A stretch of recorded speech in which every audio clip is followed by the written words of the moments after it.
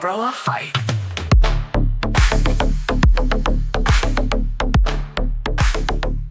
What's up, everyone? Oh, I was muted. Hello, everyone, and welcome to the Umbrella Fight. My name is Nathan, and today we're going to be talking about the only thing that matters on this podcast, and that is, of course, video games. Video games. Let's Yes, go. video games. Let's talk. Guys, how are you doing? Welcome. Dude, so good. Doing Your asses got in here at the nick of time. I was sweating bullets 3 minutes before this show. No lie. It's my fault, dude. No. You guys, it's all good. I love that you guys are like, shit, it's go time, and then you're there. Yeah, amazing. A little procrastination, but it was for a good time. I had my boy John over at the house, and we were just having good yap sesh, and nice. Yeah, I had to kick him out and go home, dude. ETFO. Sometimes you just got to be like, oh, let's go. Well, welcome. I want to shout outs to everybody who's in chat right now. Thank you so much for joining us. This is, of course, the Umbrella Fight podcast. We're going to talk about video games, things related to video games, and we might get off on some tangents. Real quick, some housekeeping. Just want to let you know that we're on both YouTube and Twitch. So if you want to join on either platform, feel free to do so. Shoot us a message in chat. We will react to it live. And so I just wanted to say a big shout outs to you. Before we get started, we are, of course, going to do our tradition, the Collective Quench. Let's go. The Collective Quench. I hope you have a drink handy. If you don't have a drink handy, now you know. I'm gonna give you to the count of 3. 1, 2, 3. I'm sure you found one. All right, everybody ready? Let's say it. Umbrella Fight, our circle tight. We shine together in the night. With laughter loud and spirits in sync, raise every glass, and now we drink. We drink. Oh, man. Chick-fil-A makes the best Diet Dr. Pepper, not sponsored. But if they wanted to. Hey, I'm open to being sponsored. I'm just saying. Same. What's up, buddy? Hey, I got a little person on the right-hand side of me over there. There he is. There he is. Yeah, brush some teeth. Yeah. Get them teeth brushed, man. Talking Hey, about what gang. did he tell me? He told me something the other day. He said, if you want to keep your teeth, brush your teeth at night. If you want to keep your friends, brush your teeth in the morning. That's such a good rule. It's good, isn't it? Yeah, that's great. All right, boys, finish brushing Wisdom. your teeth. Dude, there's a little person too. There's little people walking around in my house.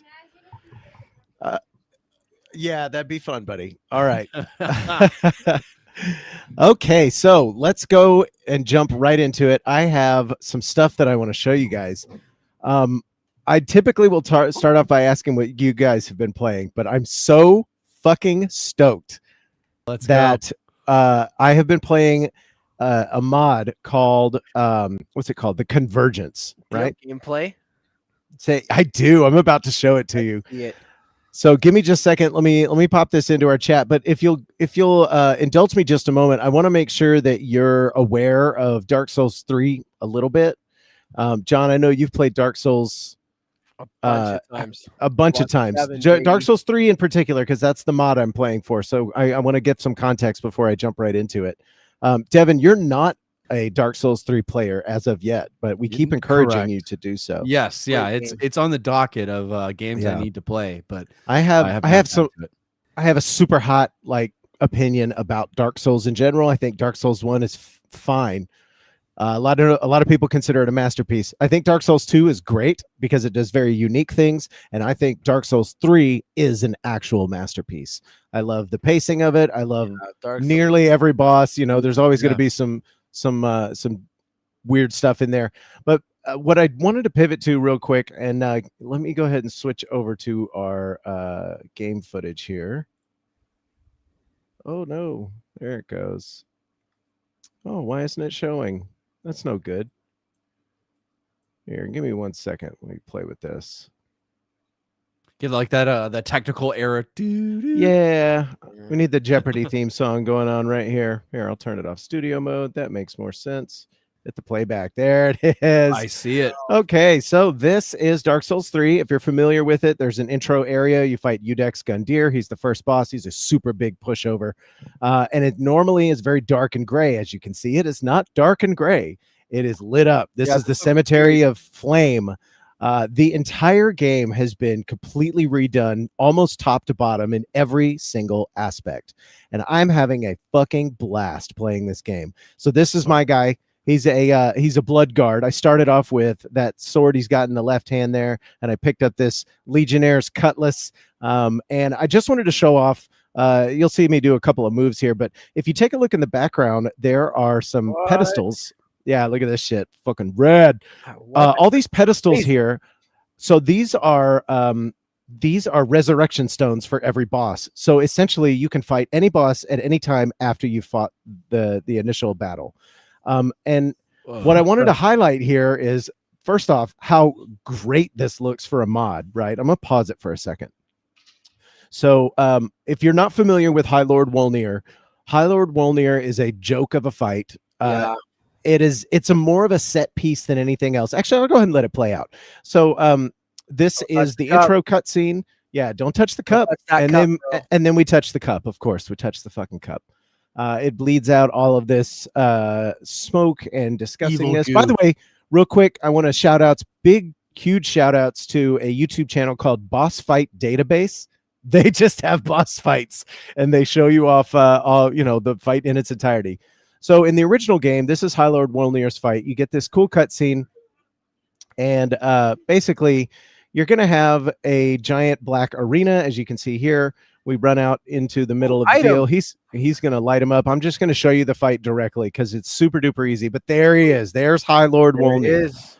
And Wolnir is a pushover, but this, for my money, is a great set piece. This giant ass skeleton scared the shit out of me when I was first playing. I was like, oh, that's the boss. I got scared. Yeah, chills for sure. It's cool. But all you have to do is just swing your stick, whatever kind of stick you got, and you got to bang on the jewelry here. Kaboom. You see his health jumps down a third, and then another third. Yeah, he's almost dead. So it's a super duper easy fight. It is not anything to write home about, with the exception of like, dude, check out how big this skeleton is, right? It's huge. So so this guy's gonna thwomp on his last jewelry piece here. Well, the Convergence is a mod that redoes the entire game, bosses included.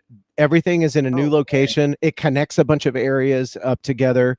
It gives you a way to warp from point A to point B very easily in a lot of locations that make a whole lot of sense. And in just a minute, I'm going to pivot this video. I cut this together is going to pivot to the Convergence. And you're going to see the new High Lord Wolnir fight. See, here you got our closing cutscene. It's going to jump right quick.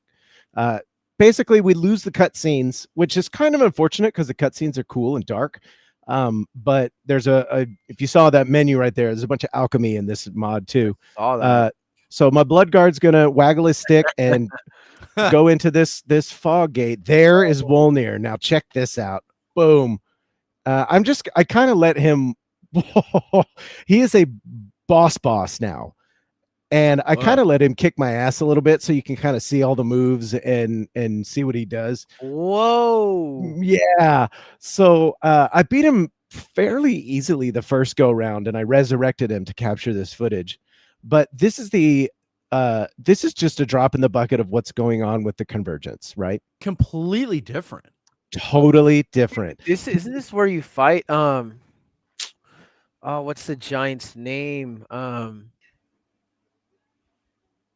This looks like the arena where you fight the giant that has you can fight him with Onion Knight. Oh, no, that is a much larger arena, but I see the resemblance for sure. This is on you know what, actually, John, you might be right. It's very much in the same vein. That is, you fight him with Onion Knight. I'll think of him in a minute. I can't remember his name, dude. Yeah, it's gonna kill me. If you know it, shout it out in chat and correct us, because Yorm and the Giant. Yorm is another set piece boss, but at any rate, this reminds me like a combination of that arena and the one with Sister Frida and her father in the chair. That's a hard fight. that is one of the hardest fights in the game for me, and I just that fight was love it. so hard. I love it so much. But yeah, so that's Wolnir, and that's new Wolnir, and I just wanted to show that off because this game, it's a new game to me. And I truly love Dark Souls 3, but after you beat it about 50 times, you're kind of done with it, right? Yeah. So I got my kids, they're into modding games. They mod the hell out of Minecraft, and they love doing it. So I thought, you know what? I'm sure there's mods for Dark Souls 3. Let's see if I can get like a crazy blade or something. No, there's whole ass games made from these assets. Yeah, it's like an entire different thing. Like it's new. It's new. Dark Souls 3, like with remix. Yeah. And there's like 25 starting classes. There's new magics. I wish I had footage of all the new stuff, because there's like when you get to Firelink Shrine, instead of having to find all of the this is really a mod for people who have played Dark Souls 3 before. When you get to Firelink, normally you have to go out and find say Gray Rat, or any of the other the ladies, the lady that's blind, she'll give you the miracles. You got to go find those people. Everybody is already there right out of the gate, and then there's a bunch of new people included. There's like a blood wizard who is they use the model for the evangelist, the larger ladies with the sticks and the books, and they catch themselves on fire and hug you.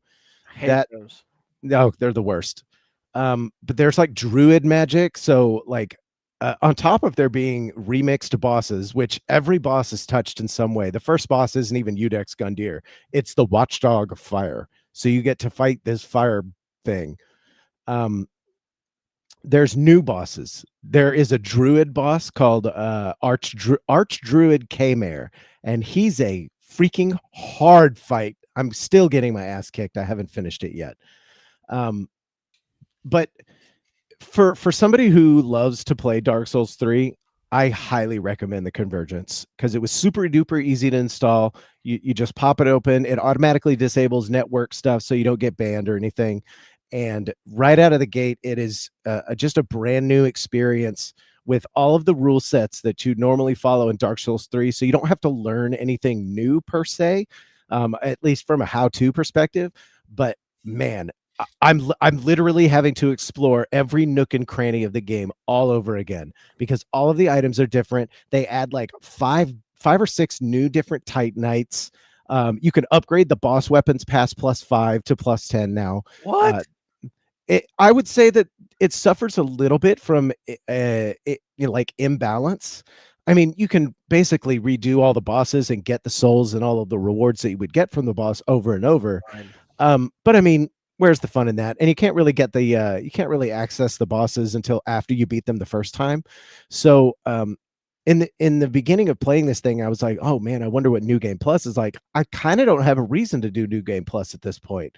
Like once you get to the tippity top and you're maxed out, you just play those bosses again. And God, I'm just having so much fun with it, and I wanted to shout it out.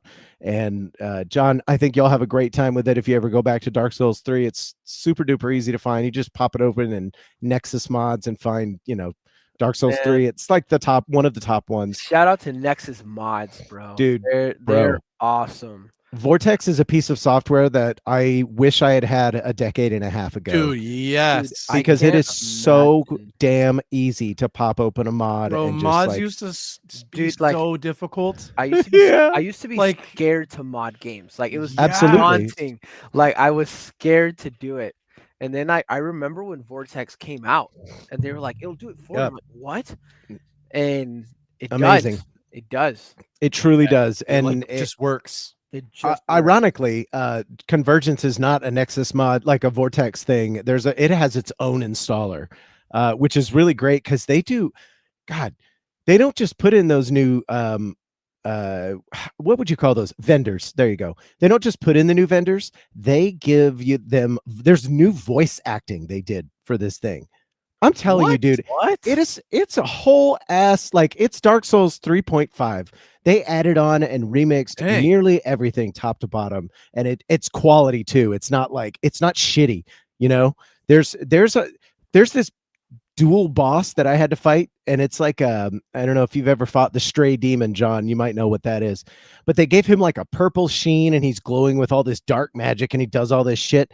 And then after I killed him, this Sister Frida knockoff showed up with this like long spear thing, and she was slinging all this red fire around, and it got wild. Okay, and man, can't say enough good things about it. It's one of the best mods I've ever played, and if it was its own game, it's like if Elden Ring and Dark Souls 3 had a baby.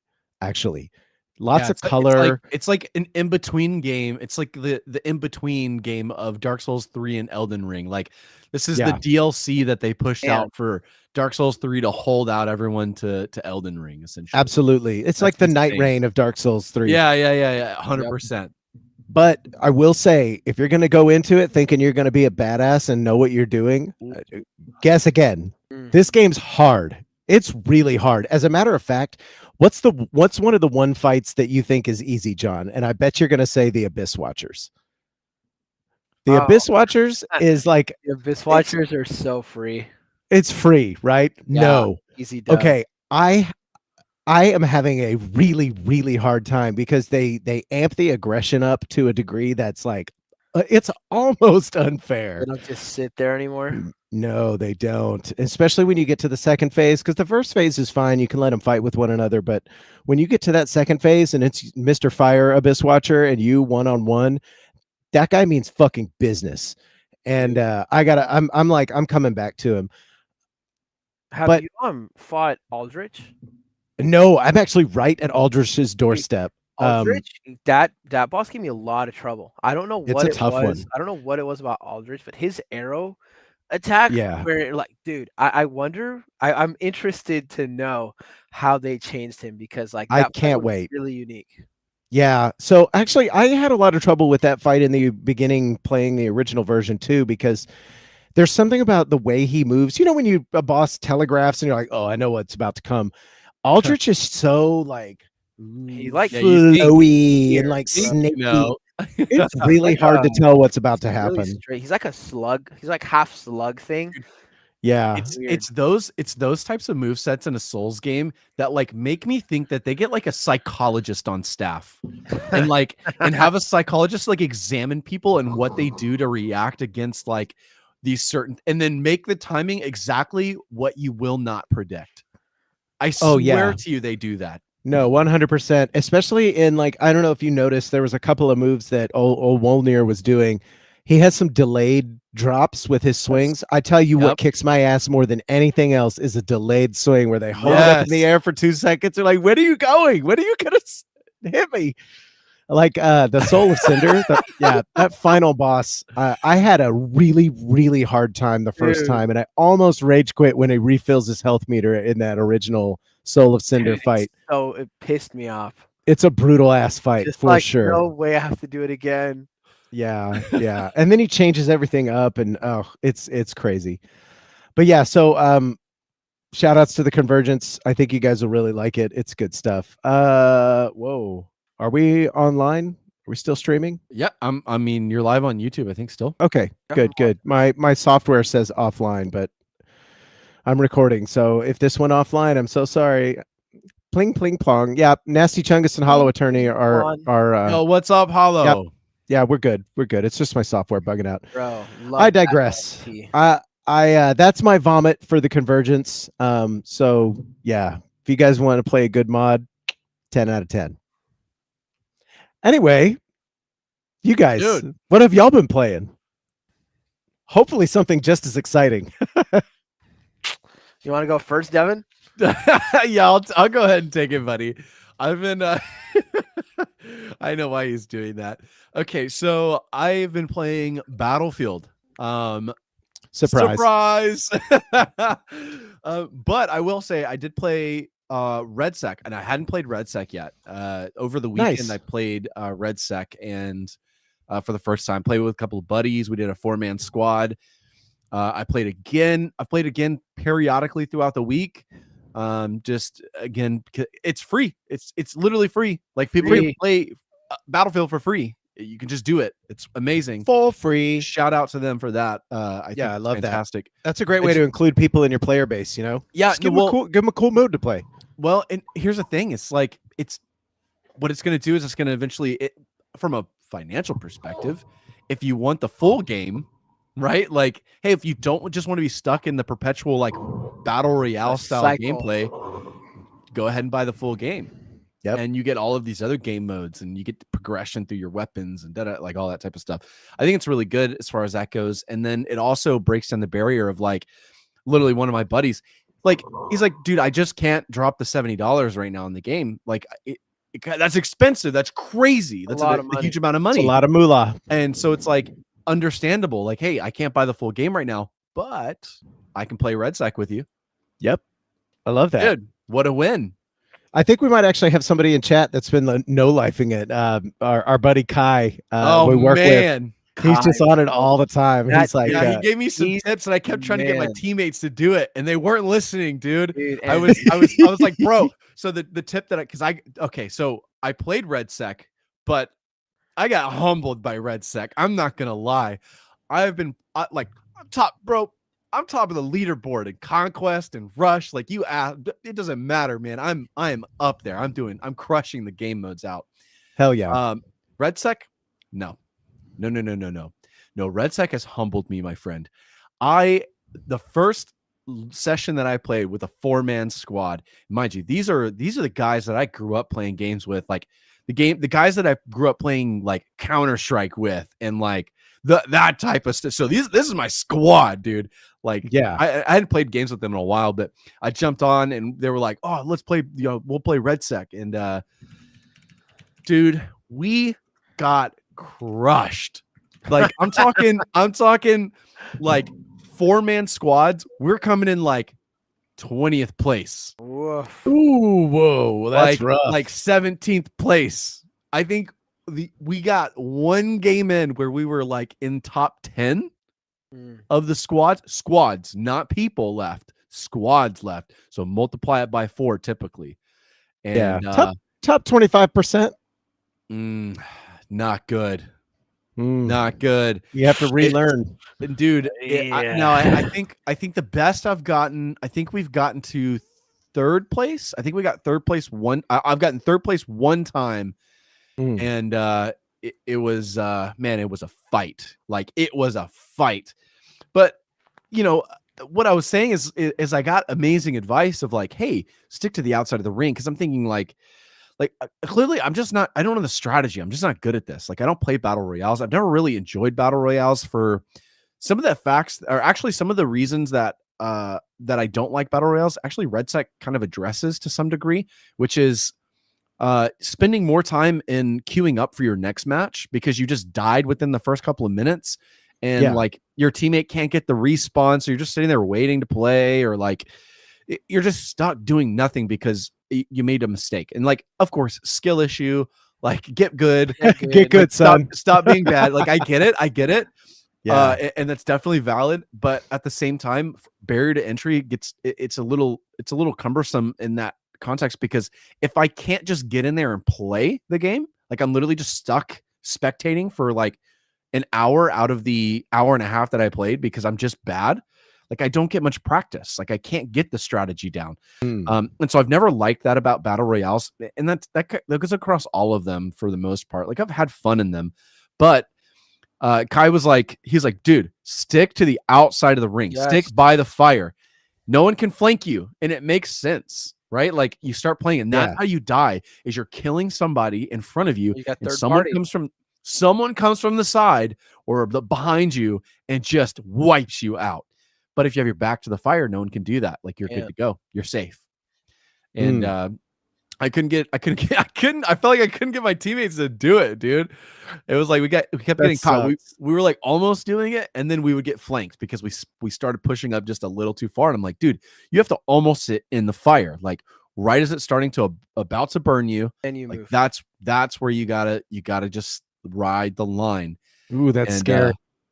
Yeah, no, it is. But I mean, at the same time, like, that's what protects you, and it actually makes the game less scary because you create kind of a cone of like, hey, this is the only place you have to look, right? The strategy is now I'm not playing 360 degrees. I'm playing like 90 degrees or like 120 degrees, right? Like it's not everywhere that you have to look. So the strategies is different, and boy, was I humbled playing it. Like it is not one of those games that you can just go, yeah, I can just stand behind this corner and I just got to deal with this person. You're not just dealing with that person. So yeah, anyway, that's what I've been playing. Battlefield REDSEC has just crapped on me, and then yeah, you got chewed up and spit out, huh? Dude, it is woof. Yeah, steaming pile. It sounds intense in a way that like what? Don't get me wrong, Warzone can be intense for sure, but if you're going into something like that with a much more strategic mindset, okay, let me more engaging. I'm gonna yap a little bit longer about it because I have this moment that I think I'm gonna share with you guys. It's just a beautiful story. And so so we're in the match, and first off, rough match, like really rough match. We are fighting for our lives this whole match.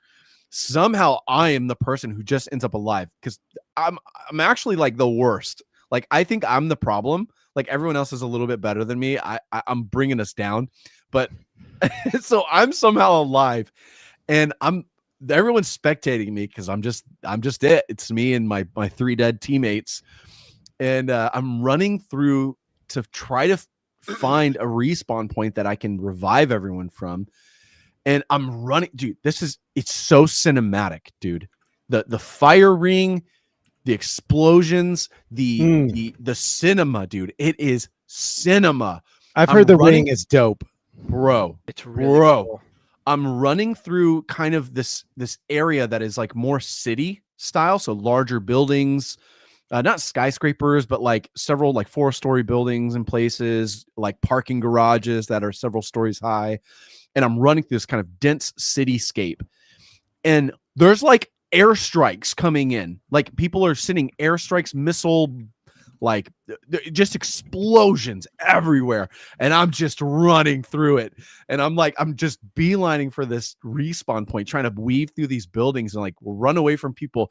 And in the middle of this, like I turn and I see this person, like random guy, just downed, and I cap him out of nowhere, and I just kill him. Like I just put him out of his misery. Keep running, run to the respawn point, and finally get there. And again, it's just like pure chaos the entire time. Like literally just think of like a war movie. Like you have that soldier, he's like the last man standing, he's in the trenches, and there's just bombs going off everywhere, and he's just like, you know what, fuck it, and he just starts running. And that was the moment I was just like, I was running through to this respawn point. I got all of my bros alive, like I revived everyone. Yes. And then we died like 30 seconds later because a squad came up and wiped us. Like right as we all, so like I revived him, got everyone up. We're like, okay, everyone needs to get new guns because everyone lost their guns. So we like start scouring, and then boom, squad out of nowhere. Right as we were getting we got our guns, we were like, okay, let's move on. Boom, dead. We just got wiped out, and not even like a good fight. Like they just came through and obliterated us. You just painted me like the closing end of a movie, wherein the protagonist gets a bad ending, and it's just like, yes, dude, it was so sad because it was like we were riding the line. It was the hype train. Like we were like, oh my god, like let's go, we're back. And then we got humbled. Like I said, dude, that game has been humbling me. Hell yeah, that's awesome. I love that. It's like a story generator, you know. There's those moments in each match where you're doing just that kind of stuff. Man, I get chills. It's badass. So yeah, REDSEC, that's on your plate. Anything else you've been playing? More Clash Royale? How many trophies you got? Dude, okay, so I have been like picking at Clash Royale. It is kind of fell off a little bit for me. But I think I'm at like 5,500 trophies or something. So okay. I'm like almost up there. I think our main man David, he was at like 6,000 whenever we first were talking, and like everyone that I've kind of known that like has played it, they were sitting at like 6K trophies. So like I'm almost there. I'm doing pretty good. Wait, give me a scale on trophies. Like I know the numbers going up, but how do you earn trophies, and what's that number look like? Is it 20 a match or what? Yeah, I'll give you an idea here. So a win typically nets you somewhere along the lines of like 26 to 30 trophies, I think. Sure. Somewhere in that ballpark. It stayed pretty consistent, closer to 30 most times, like around the 28 to 29 range. Something along those lines is kind of what I've seen. Climbing from 3,000 to 5,000 in that range. It's been pretty consistent there. So yeah, just winning your matches, you'll typically lose slightly less. So as long as you're like, so you'll lose like 25 trophies instead of losing 30 in most cases. So if you're like winning, losing, sometimes you'll make a little. Dude, the party has started. Dance party. I thought I countered it too. I thought I countered it. I saw you do a thing to try it. No, we got like a 2-second dance party. That's Let's go. So the trophies, it's like you can kind of make a little bit of progress if you're 50-50. Yeah. But it's going to be really small, and it's not always that way. Sometimes you'll start losing some trophies, but but yeah, so it's a climb. It's a lot to like get up 1,000 trophies with 30 trophies each when you're maybe winning 60-70% of them. I mean, it's going to take you a long time to do that. It was quite a climb getting there. I was playing a lot whenever I was first grinding it. Now I've kind of slowed down and I'm just chipping away at it. Like, I don't know what I'm at specifically, but like I said, it's like, I think it's 5,500, something along those lines. I'm going to boot the game up. I'll tell you right now, because I think it matters. We need an exact number, Devin. Yes, dude. That's what I'm saying. I think it matters. Wait a second. Hey, and you know what? I got a trophy or a chest. That matters, but also real quick, I just want to pivot to all of our folks in the audience. You matter. You're awesome. You're loved, and what you do matters. Just wanted to go ahead and throw that in there in case you don't stick around to the very end. We do say it at the very end, but I think it bears repeating pretty much ad infinitum. Oh, yeah, look at that. I can't read that even a little bit. It's blurry. Oh god, it's blurry. It's whatever. It's 5566. Nice. Very good. You just have to take my word for it. I do. I believe you. You're not a liar. No, I hope you're not a liar. I would never lie about my rank. Yeah. I would never lie about my rank. Yeah, you can't lie about your rank. We'll check that shit. I was gonna say, I'm pretty sure it's just public info. But yeah, so I definitely have played a little bit of it, but not a ton. It's just like sprinkling in there here and there. I don't think I played. I did play this week, like a few matches, but not a ton. Just like between things, here and there. At work or something. That's a popcorn game. You just like, I need a snack. Yep.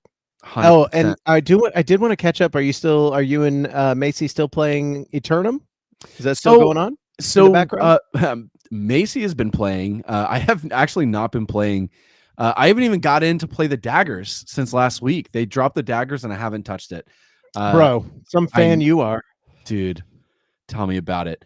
I actually really want to play with the daggers, but there was another game that I looked up, and I'm definitely going to have Macy test play it. Okay. To see if she enjoys it. There's an MMO. What is it? Let me find the name of it. I've got it installed on my computer right now. Throne and Liberty is what it's called. Throne and Liberty.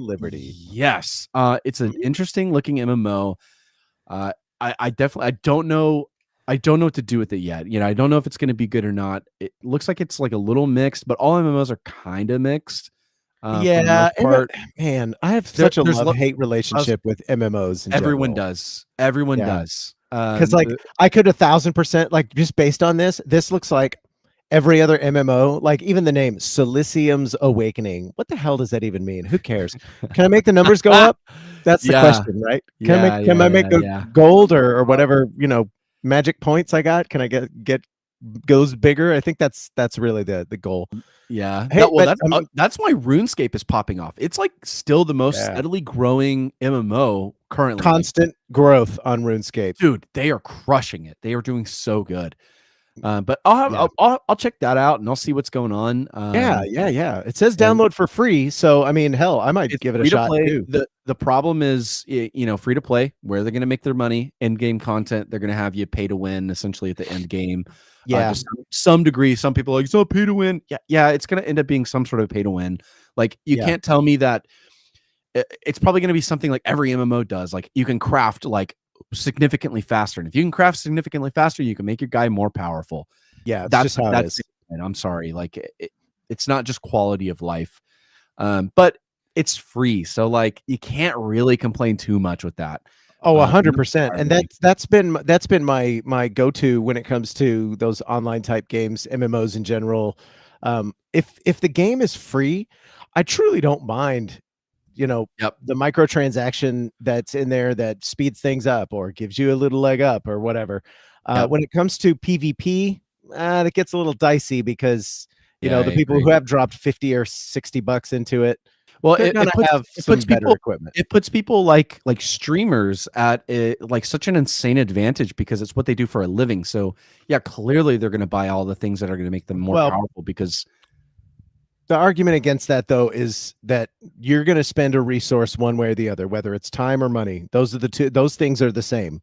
And if you have the money, just spend the money. But if you've got the time, grind it out. But that's the problem with the streamer.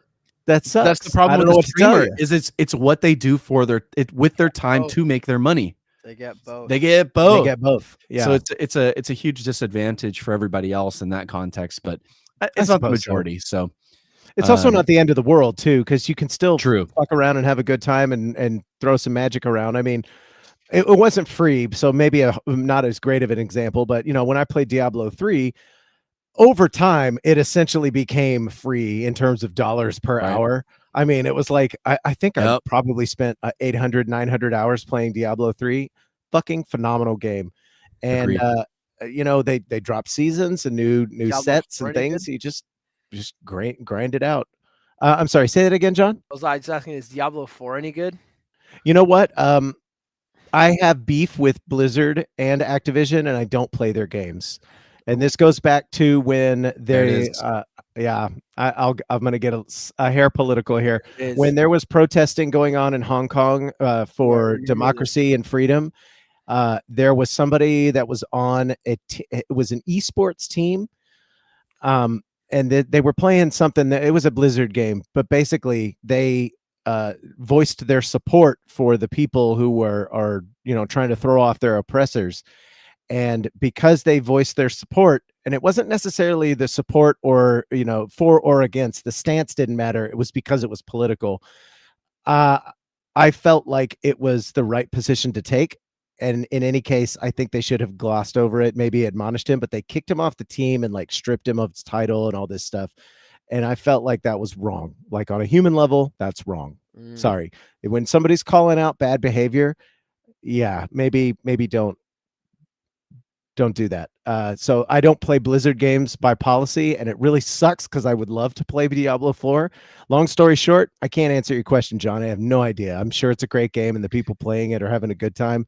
I'm just not going to play Blizzard's games because there's a billion other games that I want to play on Steam anyway, so fuck them. Fair. Yeah. Boom. Facts. Boom. So I have one more. I'm going to write this down. Throne and Liberty. Sorry, I'm making sure to take notes this time. And you got one more, another game. Let's go. Well, cooking, dude.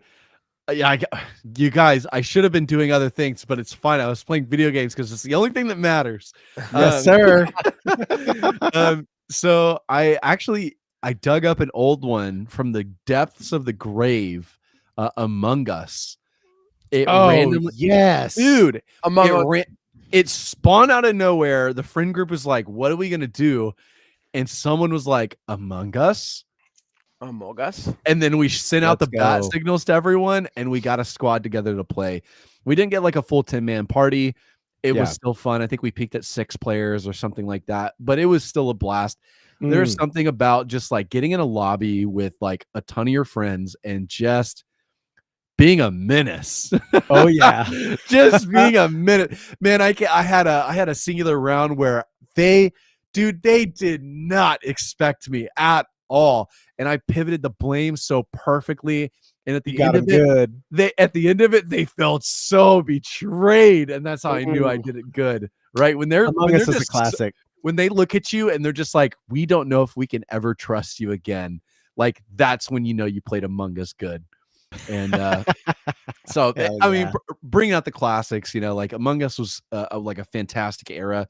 Even whenever it was new, like I loved playing that game. Again, there's something about like when you can get a group of people, a group of friends together to play a game like that. And I know we've talked about this before on the podcast, but there is something so special about being able to not just play a game. Like a solo game is fun and has value, has a story value, has this this ability to like pull you into a character and pull you into this world or whatever it is, like a Souls game, pull you into this environment, this interaction, the mechanics of the game. But something about like a social style game is unbeatable. Lethal Company, shout out to them. You know, and I know there's like controversies with other ones and stuff like that. Like some people are getting mad at Peak. Fantastic. What is the RV one? RV there yet? I was thinking RV there yet? RV there yet? Like R.E.P.O. Repo, like all of these games, man. Lockdown Protocol, dude. I played the mess out of that one too. Those are, dude, they're so fun. They require some friends, and sometimes it's not always accessible. But like when you have those moments, it creates like these stories, like in Battlefield with the you know, where I described running through that city and my buddies are just cheering me on like, oh my God, like, how are you alive right now? Everything's exploding, all of this stuff, but it's different. You're interacting in a different way. And it just creates it creates a memory. Like I will never forget. It was 2021, I think. And it was like around the area. It's like pretty close to the COVID area, but slightly after. Sure. And we had a gang that was like, almost on a nightly basis, that was what we were doing. We were playing Among Us and we were locking in. It was like 10-man squads every night. That was peak. Oh my God. That's peak, so awesome. Dude, it was peak. I remember that was like some of the initial gaming interest that like brought Macy, my wife, to like go, video games sound fun.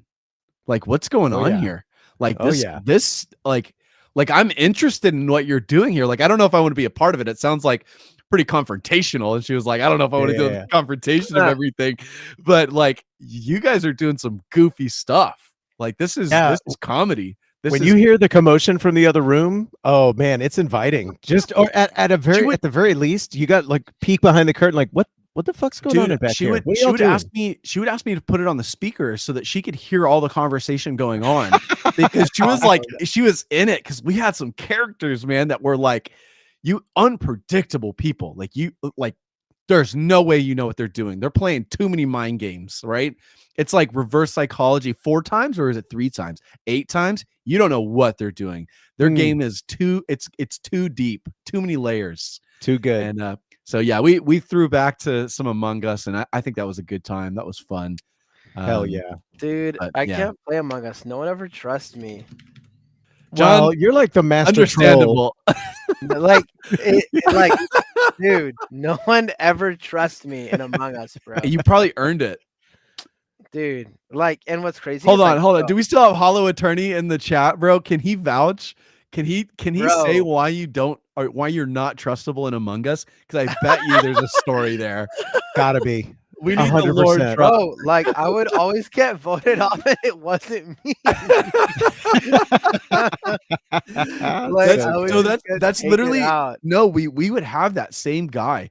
Like that, like we had a John where it was like you can't trust him. Like there's nothing. You don't know what team he's playing for. Even when he's on your team, I'm pretty sure he's against you. And it's like, so he was playing like you didn't know what team he was on. And so he would like swap around. He would play both sides. Doesn't matter what side he's actually on. So then you never knew when he was actually it. There was no way to tell. It was actually impossible. So, dude, I understand getting it. Like, nah, he said, nah, I was a menace. Yeah, Hollow Attorney. I shared that. I knew you guys would catch that. Yeah, he was a menace, he says. Man. Yeah, he earned it, bro. I know John earned that. 100%. Well, Among Us is among the best, forgive the pun, it's among the best party games, I think, in general, because of that double, double agent aspect. of it all. There's actually some really great board games. I think my wife and her family, when we all go over to their house, we play one called Werewolf. That one's fun. Yes. Yeah, Werewolf is great. Midnight Werewolf. Sorry, One Night Werewolf. Got it. It's called One Night Werewolf. If you guys want to play that, you should look that one up. Hollow, let's go, dude. I want to Hollow Attorney kind of itching to play it again now. Hell yeah, let's go. I want to pump the brakes a little bit because you're borderlining onto a subject that's like one of the later in my notes here. We can jump into it if you want, and that is the discussion of the term friend slop. But I do want to hear about friend slop. I've seen that on Twitter. Yeah, I have words about that I'm gonna say, and I bet you guys have thoughts as well. We'll talk about friend slop here in just a little bit. So we'll bring it full circle at the end. But John, I want to know what you've been playing, because you pivoted, you handed the plate over to Devin really quickly because it sounded like you might have had something to say that you've been playing. So it's actually kind of funny. Like, I've actually been the opposite of how Devin mentioned earlier, that he's had things to do, but it didn't matter because video games are the only thing that matters. I've been the opposite in that I haven't been able to play much. I've been locked in on some, just some cert work and stuff that I've been doing. But hell yeah. But in that, I had to take a trip down memory lane, for some of the fixes of just enjoyment. I went back to Red Dead for a little bit. Oh no. Cue the Red Dead music. So I went back. Here it comes. I went back to a save that I had with Arthur, where you're like, I was like almost maybe 70% through the story in this save that I made. Sure. And dude, seeing Arthur again, man, I needed it. Like I needed a dear friend, bro. It had been like seeing my horse, like, man, I just kind of rode around, I did some side missions, did some hunting. I went fishing with this war veteran that has like one leg.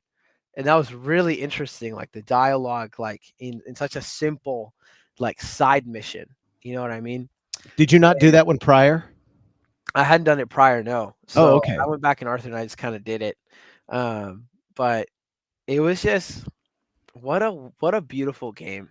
Like I went back to camp and there was a couple people that I just wanted to kill, but I couldn't.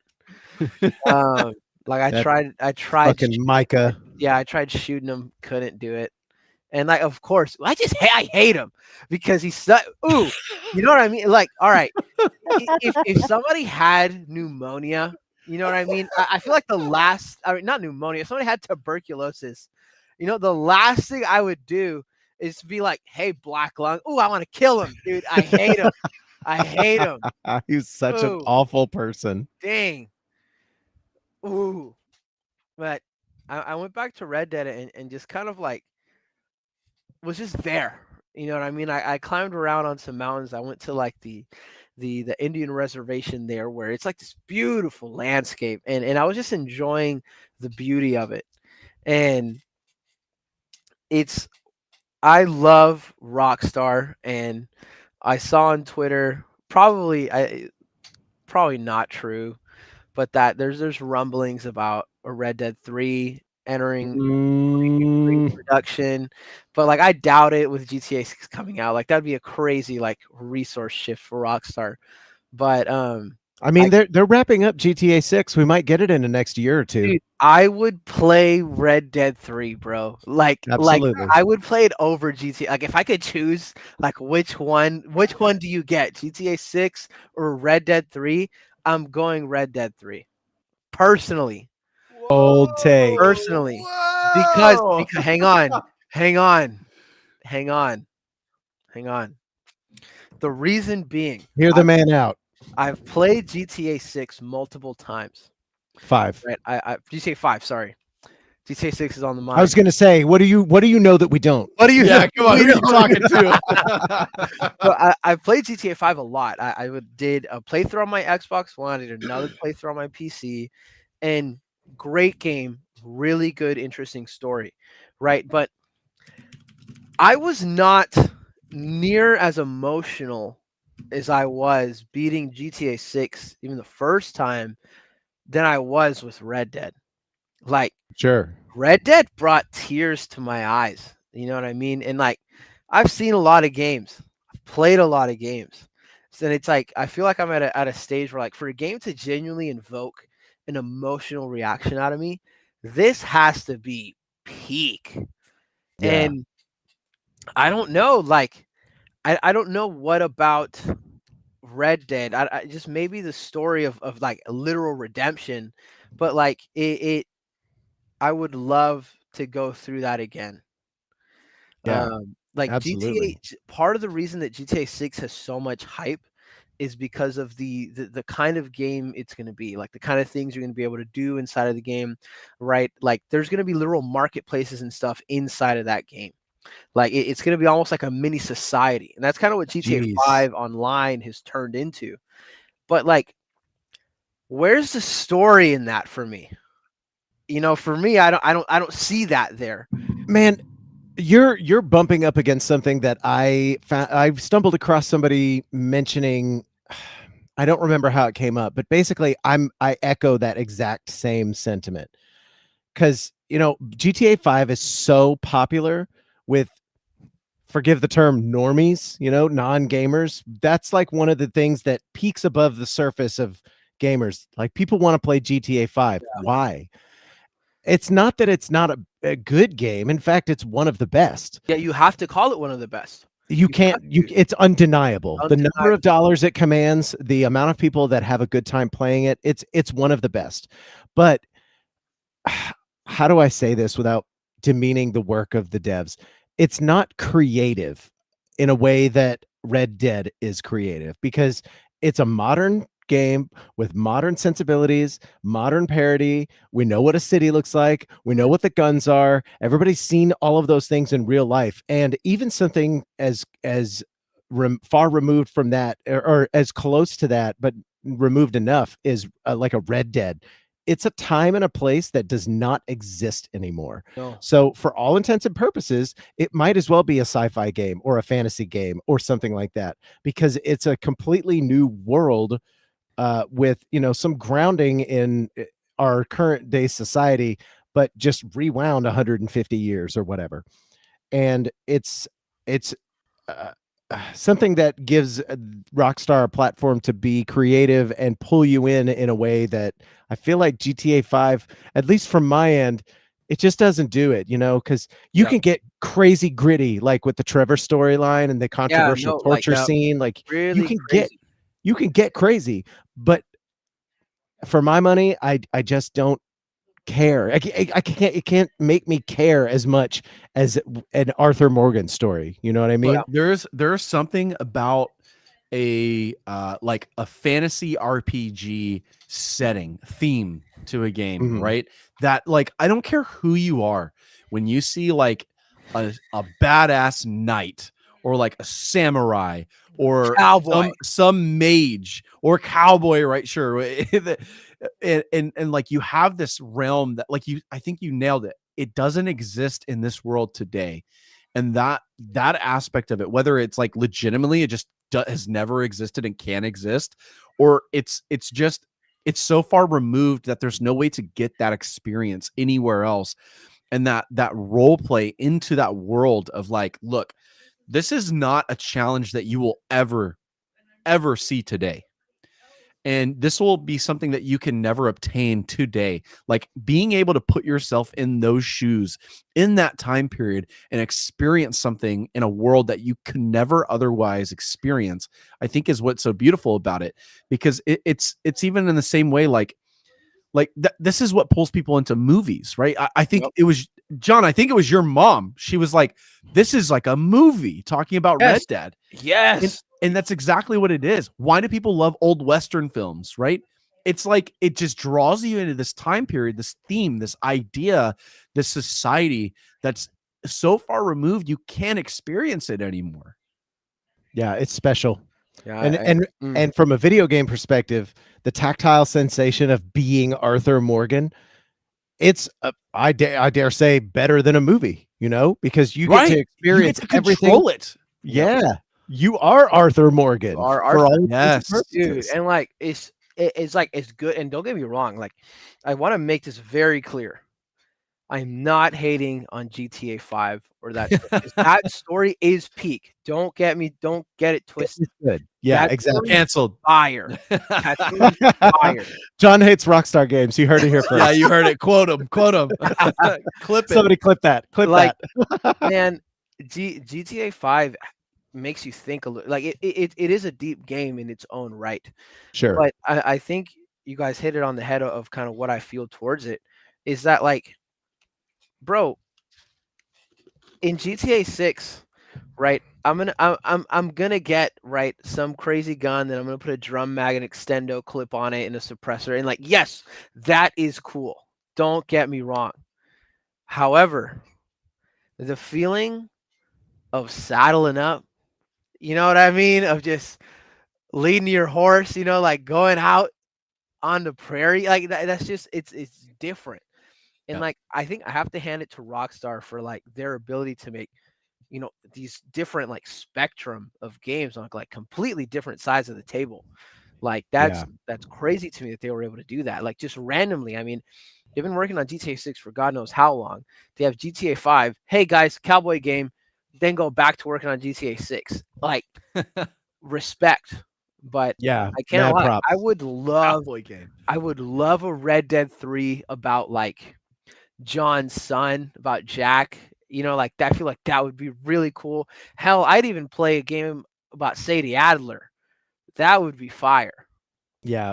Well, so are they going to call it Red Dead 3? Because that's going to be really, if they say Red Dead Redemption 3, that's fine. But Red Dead Redemption 2 is the third game. There's Red Dead Revolver. Oh, that's true. Way back in the day. And so, I don't know. They started confusing their numbers. I was going to say, they kind of borked themselves coming out with Red Dead 2. Yeah. But they had to capitalize on the name. I get it. Marketing's a bitch. Nathan, I have a question for you. I have an answer, hopefully. So, when I saw that tweet, I was looking through, like just the comments and everything. I saw something interesting. I want to run by you because you've played essentially pretty much all the Red Dead games minus two. I played 2 actually. I put about 50 hours into it. Yeah, that's what I'm saying. Like I got through chapter 3. Yeah. So would you I burned that lady's house to the ground. Dude, that part was so cool. That part was so cool. It's crazy. Yeah, it was heavy. It was heavy enough for me to be like, okay, I need to step away for a bit. And then I stepped away too long. And then I was like, I don't much like these loading times, so I'm not coming back. You should go So back.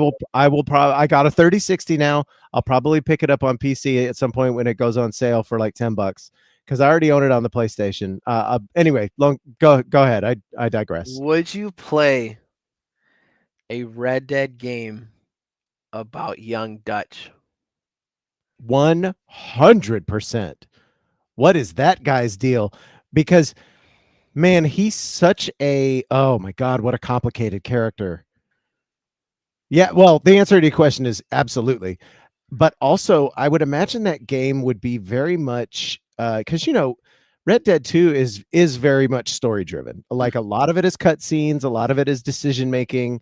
There's not as much shoot 'em up, bang bang as you would expect. And I bet there would be even less of that in a Dutch centric game because he's so mouthy. You know what I mean? He is. He's has like charisma up the wazoo. That's what I'm looking for. I was going to call him a manipulator, but he's not necessarily. That word has bad connotations. Yeah, he is a situation manipulator to make sure that whether it is in his camp keeping the peace or trying to get one over on somebody else in a situation, just gets on the right side. Yeah, he is a silver tongue master, and I would totally play that game. And even if it was just like a little bite-sized chunk, they did Wolfenstein, the New Order, and the New Colossus, but then they put out Wolfenstein, the Old Blood, and that is 10 to 15 hours of bite-sized gameplay. I would totally play a little Dutch bite-sized gameplay. definitely want to see as much detail. Maybe that's asking a bit much for that sort of thing. But let's be real, they have the assets. You Dude, could do that. like, can you imagine, right? Like seeing Dutch meet Hosea, start that and like stumble upon Arthur, young John. Like, can you imagine that? Yeah. Actually, I can, because having played Red Dead Redemption, the original, which you have yet to play, if I'm Dude, not mistaken. dude, I need to play that game. So I know John Marston, okay? I know the man. And what you had to say about young John Marston was hilarious to me, because his early story, he's kind of an asshole, he's a douchebag. Dude, yeah, I don't particularly have much. I don't really care for John, being honest. Like, That's okay. I appreciated him more towards the end of Red Dead 2 because he locked in, Yeah. and was just like, I love my wife now and children and want to be in their life. So he kind of grew on me towards the end, and like the respect he had for Arthur. But I can't lie, he pissed me off. The beginning of the Yeah. prologue, man, I couldn't stand him. I'm like, all right, here's how to not be a dad. 100%. Yeah, he sucks. But I think because you are saying that he grew on you and that the story evolved a specific way, you're going to love Red Dead Redemption, and you're really going to love it because you have the backstory.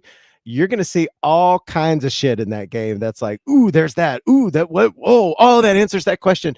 And I think that's so interesting, because you're probably one of the fewest players in the very small group that played RDR2 that will get to play Red Dead Redemption afterward, after having let me sunk your ask teeth this: into it. Is that the way that you would recommend Nathan to do it? No. Well, I guess actually I can better answer that question after John does it, because I have played both of them one way. I played all of Red Dead Redemption, and I played most of, or I would just say half of Red Dead Redemption 2. You know the full story of Red Dead Redemption 2, though, right?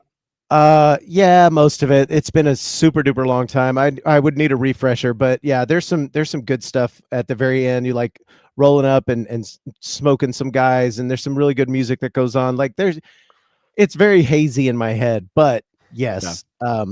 But after having experienced the Grand Theft Auto Cowboy Edition, the original on the PlayStation, what's that? Yeah. PlayStation 3, I think. Wow. I played that. Yeah, it's a long ass time ago. And there's a remaster, so you get to play it on the PS5 now, dude, for sure. And I'm really excited to get your feedback on that. I can't wait for you to get through that. Whenever you get to it. Yeah, it's an undertaking, though. Hey, man, this Thanksgiving. Yeah, there you go. 2 days off, bro. Oh, man. Bro. I know something you can do during those days, for sure. But yeah, that's about it. I went back into some Cyberpunk. Nice. Playing the DLC. I just love Night City. John, I'm glad you mentioned that. I have a question for you. Okay, so I haven't played Cyberpunk, and I'm going to. It's on my docket. When I get through it, I am now interested in mods, and I know you're a mod king for that game. You modded it to the point of it doesn't fucking play anymore. Yeah. So, dude, yeah, what would you say are like the 3 golden mods, or set of mods? It doesn't have to be 3, but like, what are the ones that are like pivotal if you're gonna mod that game? The one right off the bat that I'm gonna say is Cyber Engine tweaks. Cyber Engine tweaks. You have to install that alongside some other mods. Like, what they did for that mod is crazy. Like, actually program, like you're editing code in the game. You know what I mean? Like, it's kind of crazy what they did. But so is that something I should do after I play it, or would these be advisable? Play vanilla first. Play vanilla first, because like the only mod I would really recommend for like just a playthrough, there are, like, if you're on an older graphics card, like when I was on the 1070, sure, there were some mods for optimizing towards 10 series cards. Oh, okay. Which, yeah, I love QOL stuff. Is important. Shout out to those guys, by the way. Yeah, right.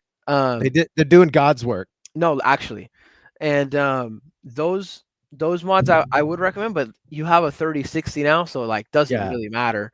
I'm riding on easy street, guys. I feel so good about it. You're 200 frames a second on schedule 1. Well, no, that's CPU bound, but are you playing M and K or controller? That depends on the game. For Heavily. Cyberpunk. Oh, for Cyberpunk, M&K. If Okay. it's first person on the PC, it's mouse and keyboard. For very specific circumstances, I will go controller, and it only would have to do like with me being lazy and wanting to like lean back in the chair a bit or something. But 9 times out of 10, 99 times out of 100 even, I it's found mouse and keyboard. myself when playing Cyberpunk specifically, I would keep my Xbox controller on my table connected to my computer ready to go Driving, huh? because of I driving. was about to say, so there is a better driving mod.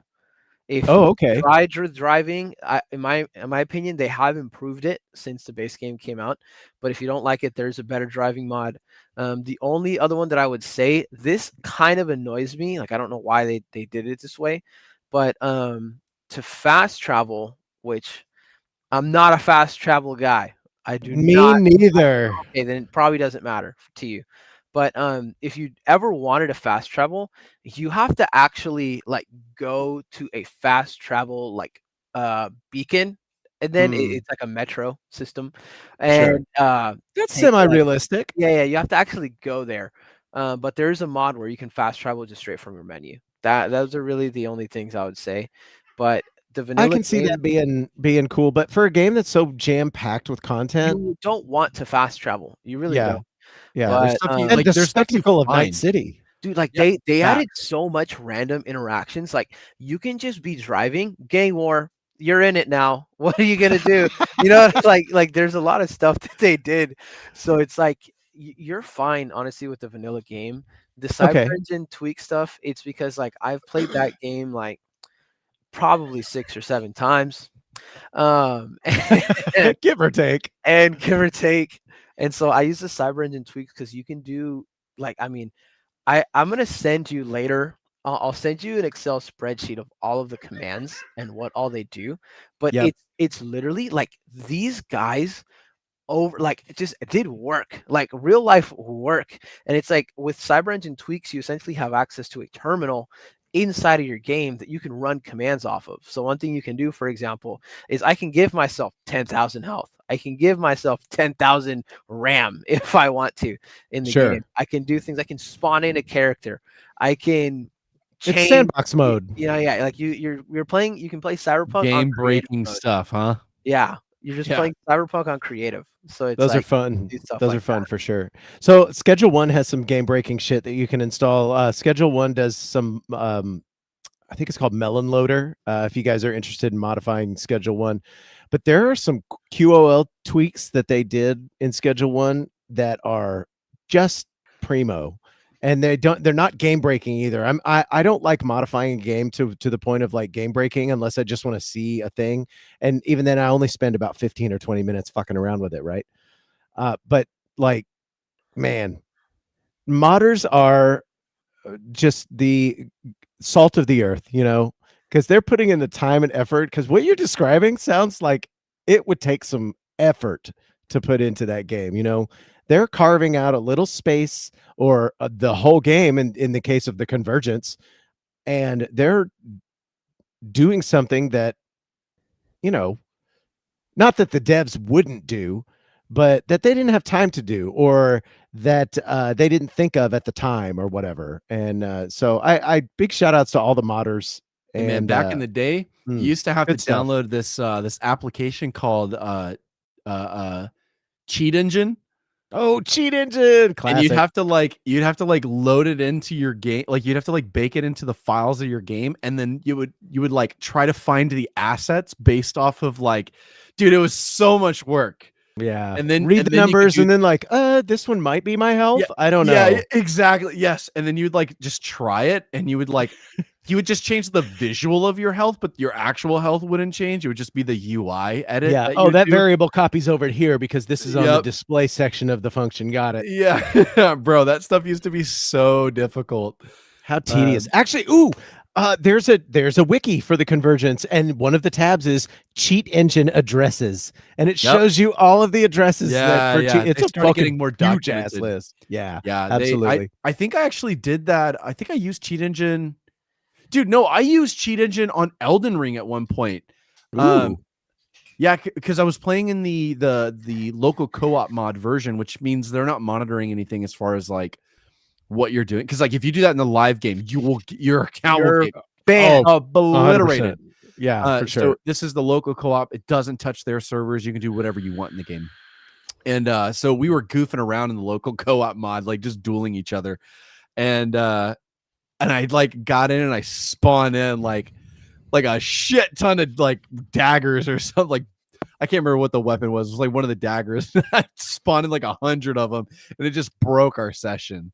Oh man, I love that. That's one of my favorite. I love dupe mechanics are really funny. But, and but like Dark Souls 3 duping was peak, bro. I loved Oblivion duping. If you guys have ever seen Oblivion duping, like the way it works is it's so funny because you have to do a couple of little tricks and you're not actually using cheat engine. You're just breaking the already existing Bethesda engine, which is already broken as fuck to begin with.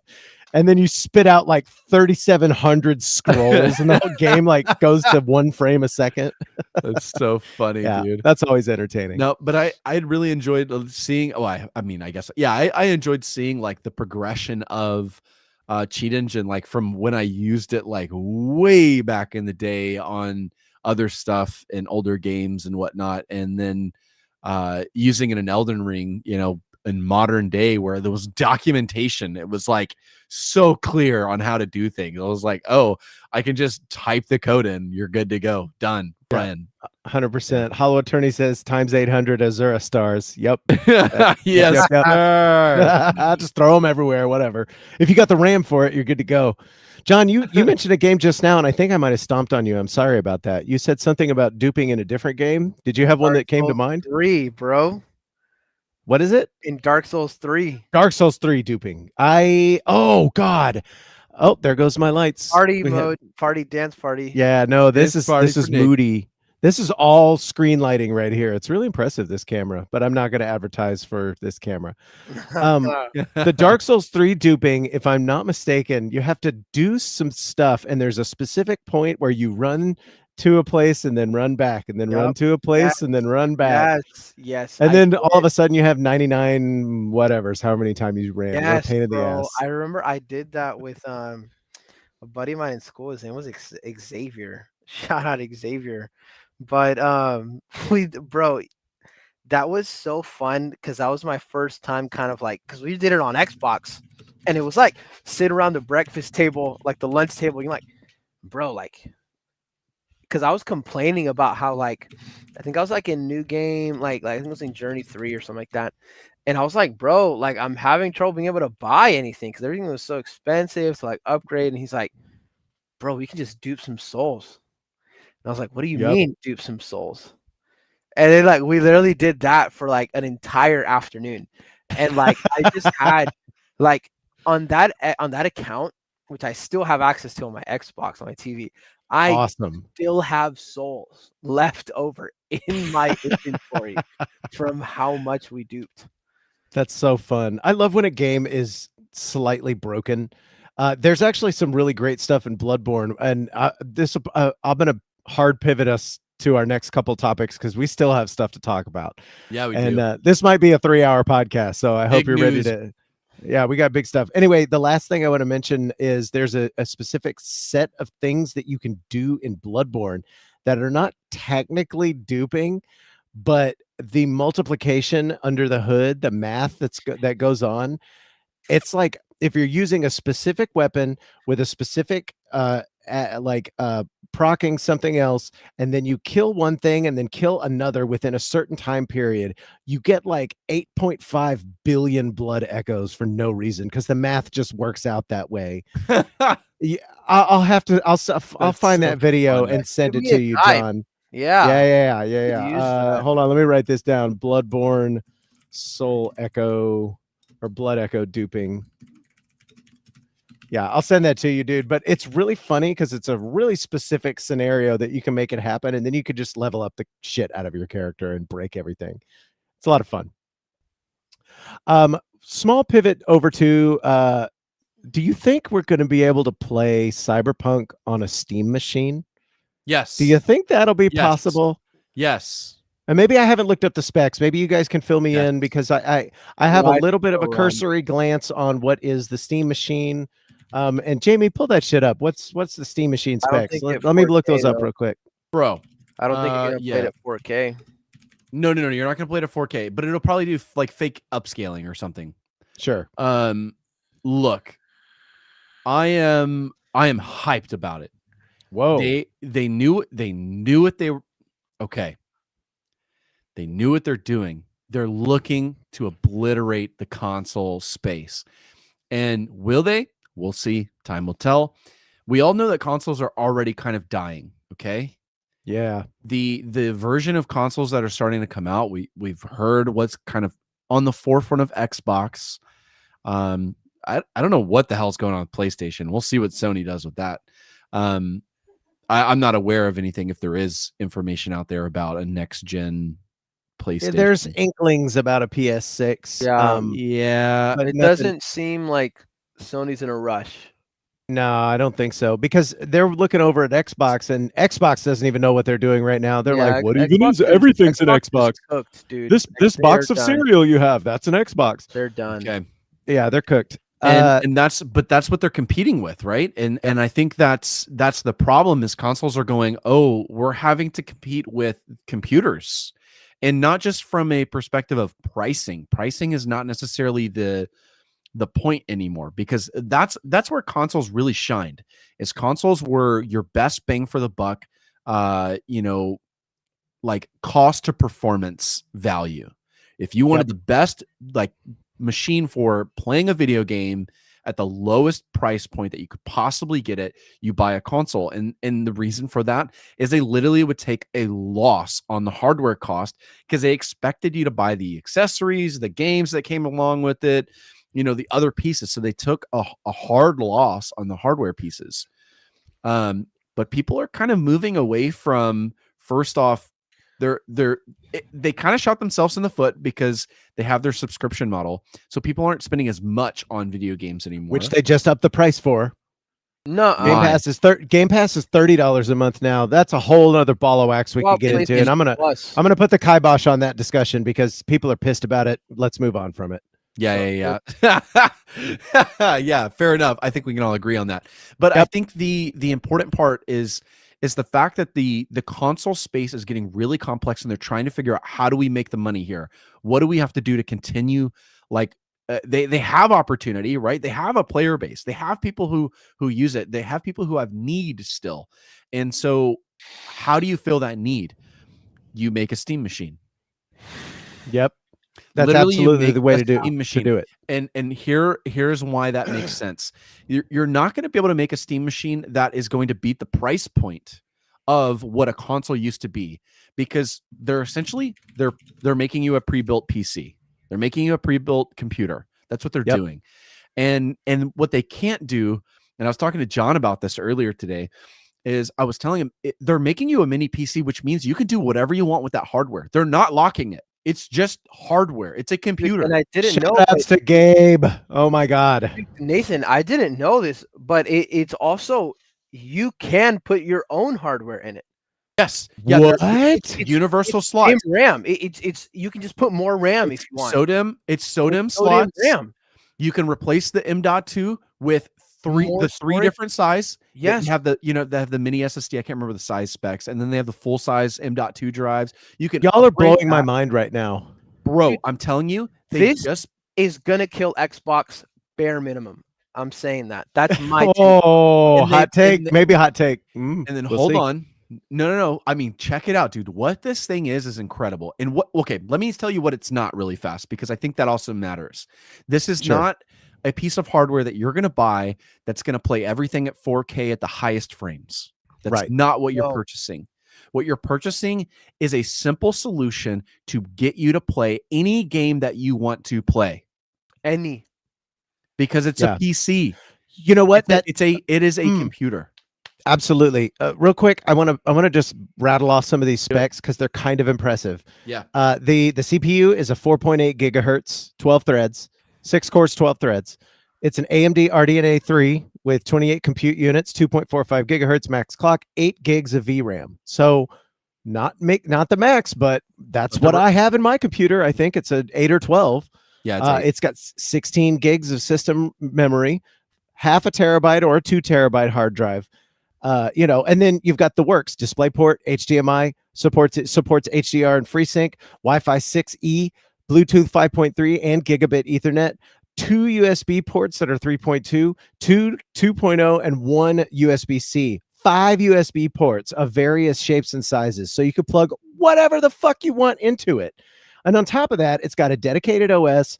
It's just an all-inclusive PC as a console. And it's 6 inches by 6 inches by 6 inches. It's tiny. I cannot fathom that. Bro, it's either going to be super hot or super loud. Well, hey, man, I would say 6 inches is plenty of size. Hey, I'll make that deal. Yeah, I'll bet you would say that. I'll make that deal.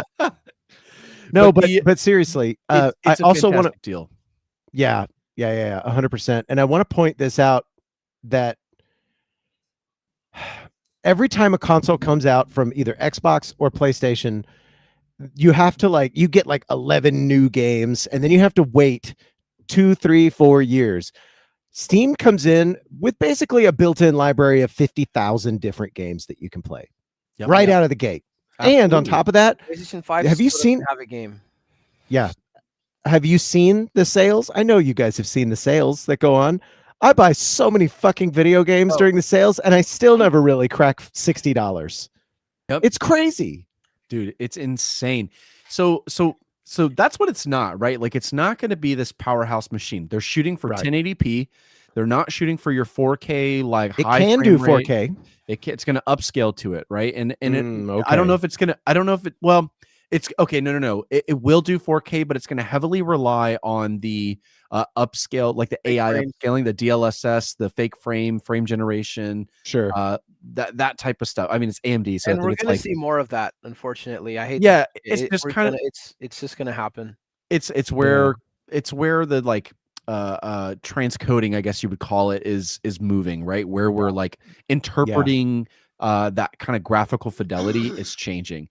The Steam machine, I said about games though, is that if it feels good to play, it doesn't matter what it's doing. That's exactly, dude. That's exactly that's what they're targeting. That's exactly what they're targeting. Is again, it's not the spec. If you want a 5090, this is not your machine. Don't do it. It's not built for that. It's built for people who want to just play games and have fun. And I will challenge anyone to stop looking at those small little things and just play your game and enjoy your game. Play the game. Those little small things do not matter. The experience that the game provides is not dependent. We've talked about this before. You don't have to have 150 frames on your single player Red Dead Redemption 2, campaign story game. It's not needed. This is not going to be your esports machine. This is a situation that you plug up to your living room TV and you play, maybe Call of Duty, right? You play your Red Dead Redemption 2, your God of War. This is your home entertainment system. And I think it's beautiful the way they're setting it up. I think it's a good base.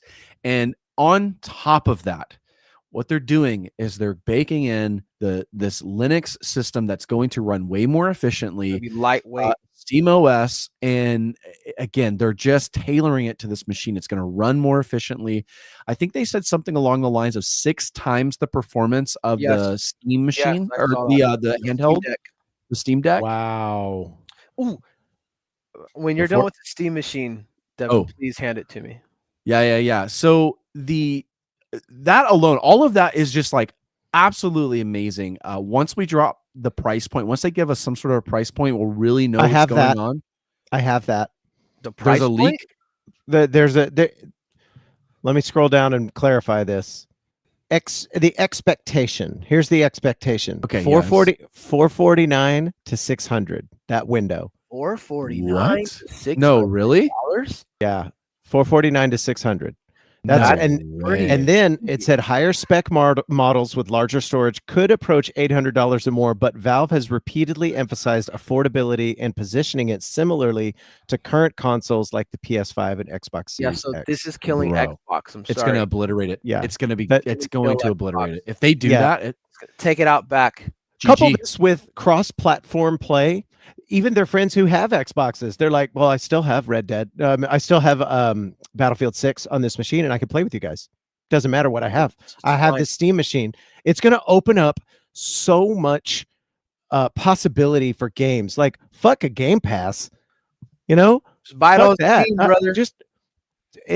Own your game. Valve has consistently moved to do big things in every space they've been in ever. Why would this be any different? Take a look at the Steam Deck. Even when the Steam Deck came out, I mean, it was like, do I get it? Do I not? They were like, this is for a specific type of person. And you know who all bought it? Those people. Those people bought the fuck out of that thing. Yeah, they did. I see it everywhere on Twitter. Like, I play this on my Steam Deck is awesome. Great. Yeah. I love that. And the fact that they're positioning this to be the Xbox killer, I'm here for it. If this thing comes in at $500, cooked, roasted. Take my money, Gabe. Dude, he might get me, man. I kind of want to have one just to have one. I want to take it over to my mom. See, that's the thing. My library already exists. Okay. I have over 600 games in my library because I have a bunch of people in my family. We all share the games. And when I log into that Steam machine for the first time, I have 600 games at my fingertips that my mother-in-law is going to want me to bring it over because I have all 9 Jackbox party packs that I can't really play anywhere. I'd have to lug my big ass PC up there or install Steam on a laptop and have it run like, okay. But if the Steam machine does what it's, absolutely. If it's that, and I can literally cart it. Here's the one mistake they made is not calling it the Steam Cube. Come on. And putting a handle on it. They could have like glommed onto Nintendo's design like with the little cube, but it's, I mean, literally that's the form factor though. Like it actually is like just, hey man, get some 3M adhesive, glue on some, or I mean, honestly, it's going to be, I think it's a little metal case, just drill through that bad boy. You're good to go. Put your GameCube handle on there. Yeah. Okay, John, you have something to say. Take it away. Pivot. And to top this all off, you're not just getting a Steam machine. You're getting a Steam frame. Dude, bro. I actually might get this Steam frame. Can't lie to you. Right? Because we had here in this household, we had an Oculus Quest for a good while, and it was peak being able to just put it on and play. Hold on, let me pause you real quick. First off, Hollow Attorney has a great line here. Should have gone full Valve and called it the Companion Cube. Yes. Yo, dude, Hollow Attorney coming in with the fucking marketing. Oh my god, that's such a good one.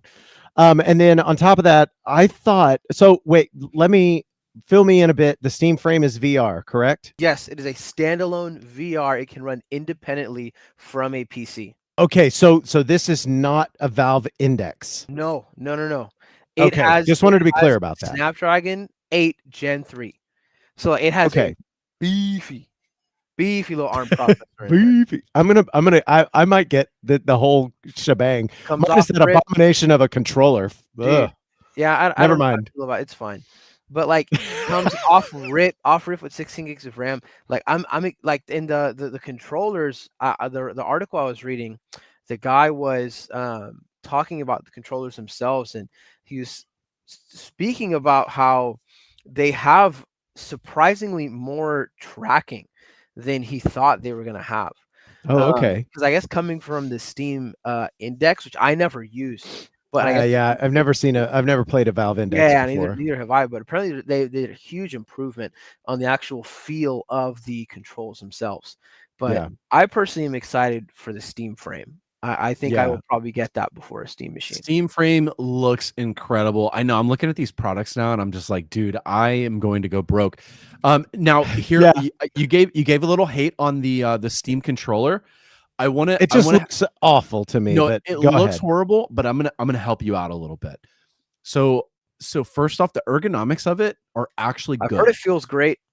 Yes, the ergonomics of it are actually good. And I know it looks ridiculous, but the technology that they actually put in there, hold on. Hang in there with me. I'm here for it. I'm here for it. Notice I hadn't spoke.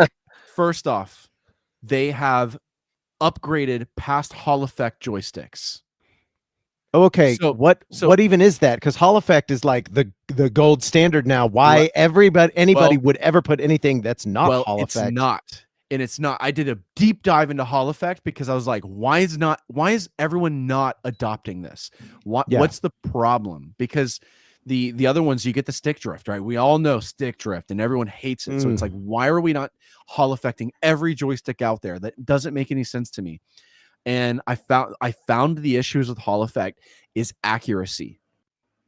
Accuracy is actually difficult with it. It's not consistently accurate. As far as the tracking goes, it's consistent in the durability, so it increased durability, but it lost a bunch in accuracy.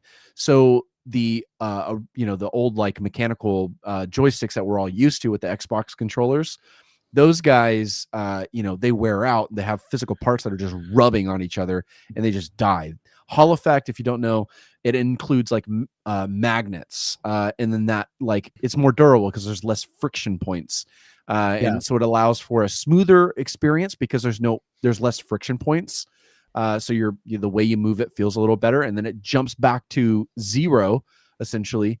Fantastic controller, great Hall effects. This is my Scuff controller. I've never ever played a better feeling controller than this bad boy right here. Holy shit. And these are Hall effect sticks. Yeah. Fantastic. So what they did is they came up with a new style of Hall effect. They're not calling it Hall effect because it's not. It's a different technology. I guess they made it. I'm not sure exactly what proprietary Steam shit. Maybe. I don't know. They're calling it TMR, or I guess it's thumbstick magnetic something. I don't know. They're calling it using TMR technology designed for improved feel, responsiveness, and long-term reliability. Here, let me help you out. Tunnel magneto resistance. I love this already. You go. Tunnel magnetic resistance. I love magnets. And so what they've done is they've added how do they work? Like a lot of really, really cool features, not just into the thumbsticks. It also has gyro. It also has touch pads. And so here's what they're doing is they're making sure. Yep. They're full well, I see the touch pads, but there's clickers on the back too. Yes. Okay. I might be here for this. So hear me out. Why did they do that? Why would they because they're not just giving you a console. They're giving you a computer. Yes. And they want you to be able to interface with it with their controller in every situation possible. And that means sometimes you're going to have to do something slightly out of the scope of what a normal console needs to. And they're giving you a way that's really, really easy. You can use the gyroscope to point. I mean, just like in Breath of the Wild, you can or like the Wii, right? You'd be able to point your little cursor and then click. It's going to be the same thing. So you'll have the option to move your cursor. You'll be able to bring up the keyboard. You'll be able to swipe. You'll be able to do everything that you can normally do with the mouse with this very, very easily, very natively. Feels good. But you can swap up, and those joysticks are going to feel like the best joysticks on the market. And they've already gotten in the hands of some people, and they're already dropping some really, really incredible reviews on the way it feels and all the little features that are coming in there. The motion controls are are being said that they're good. It looks like it's a great controller. Motion control and gyro is always so hit or miss. Okay. I love the motion, like the gyroscopic aiming or the motion control aiming inside of Nintendo, specifically in Breath of the Wild. And here's how you use it. If I am aiming with my bow at playing Legend of Zelda, and I'm trying to aim at someone really small, right? I'm kind of far away from them, and I'm using the joystick, and I just barely move that, but my sensitivity is just slightly too high. I'm going to jump across that target. Motion controls, you have so much more. It's like my G502 mouse, shout out to the G502, has this one of these buttons on the side, and one of the things that they default these to is like a sniper button. Yes. And the sniper button, what it does is you click it and it drops your sensitivity down. It pulls you down to where you can take these fine-tuned aim. Yeah. John, that mouse you gave me has one of them buttons on it. Yes. Yes, it does. Yes. And so It's you legit. you toggle it really quick. It's just like boom, boom. But the same thing with the motion controls. So in those Nintendo motion controls, you aim at your target with your joystick. You do the big movements with your joystick. You do the fine tuning with your motion controls. And I will tell you what, when you get good with that, you don't want to go back. There's something that it just happens with that it just works. You adapt to it. Your body's like, this makes sense, and it feels really, really natural. So being able to have the ability to have that control, I think is really exciting. I think that's going to be neat to see how people use that in games that wouldn't normally natively support it, because that's what they're doing. Do you think then that sniping in a game like Battlefield 6 will the playing field become leveler, a little more level? No, because that's not the problem necessarily with joysticks in general in an FPS.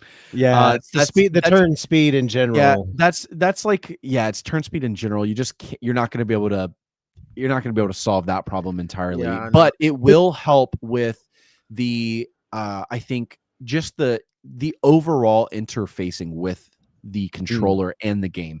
So it'll make it feel maybe a little smoother. Maybe it's not faster, but it'll feel easier maybe. You know what I'm saying? So speed won't necessarily increase, but the ease of use, I think, will probably increase. Yeah, I think long distance shots might become a little easier in general. You know, if you're sniping someone out, like you said, it doesn't really matter if it's Legend of Zelda or Battlefield 6. If I'm up on a tower and I need to get you dead, I'm going to do better if I have that gyroscopic controller, from what you're saying. Yeah, and I think they have even more crazy stuff going on it with the haptics, and I think the actual joysticks they're going to have haptics on them themselves. Whoa. And dude, there's going to be all sorts of crazy stuff going on there. And I'm really excited because Valve has a history of just changing markets. You know what I mean? They have a history of disruption. Yeah, they just recently did that with the knife. Let's go market. and even just like in terms of gaming in general, like it's like when Valve moves and they do something big, everybody else has to respond. Yeah. So I'm interested to see what this leads to. You know what I mean? Like if we look at like 10 years from now, Steam Machine, a retrospective, you know what I mean? I wonder what's going to be like the outcome of a Steam Machine, the Steam frame, all of that. I'm really excited for the future of gaming. Yeah, so it's funny you'd mentioned that Valve does have a habit of doing that. Just take a look at Half-Life. Yep. From the get-go, like first-person shooters were one thing, and then Half-Life came out, and then they were something different. Dude. Then look at Half-Life 2. Yes. With the physics on it. Then games were something different. Look at Portal.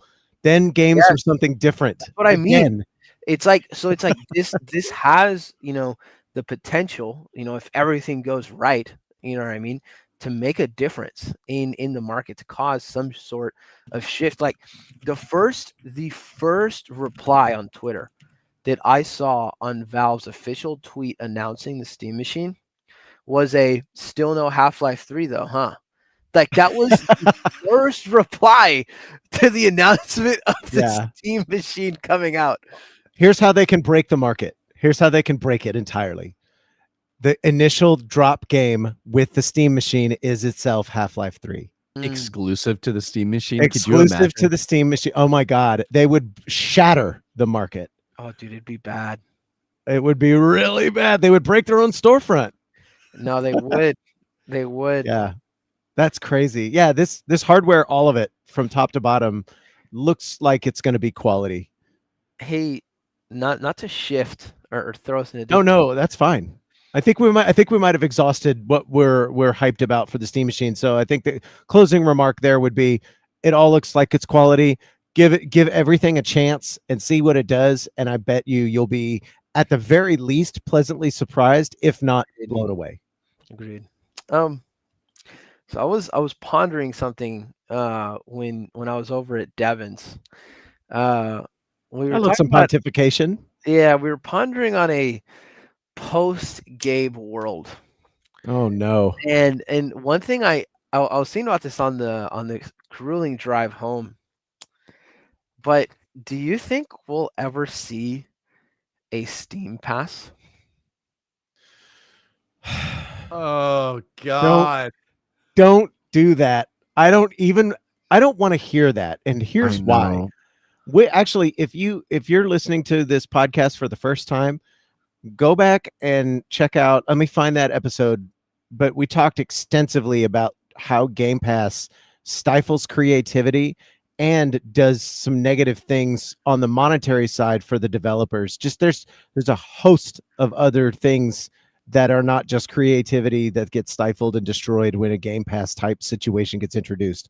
So for you to even mention, I hate that you even spoke that into existence.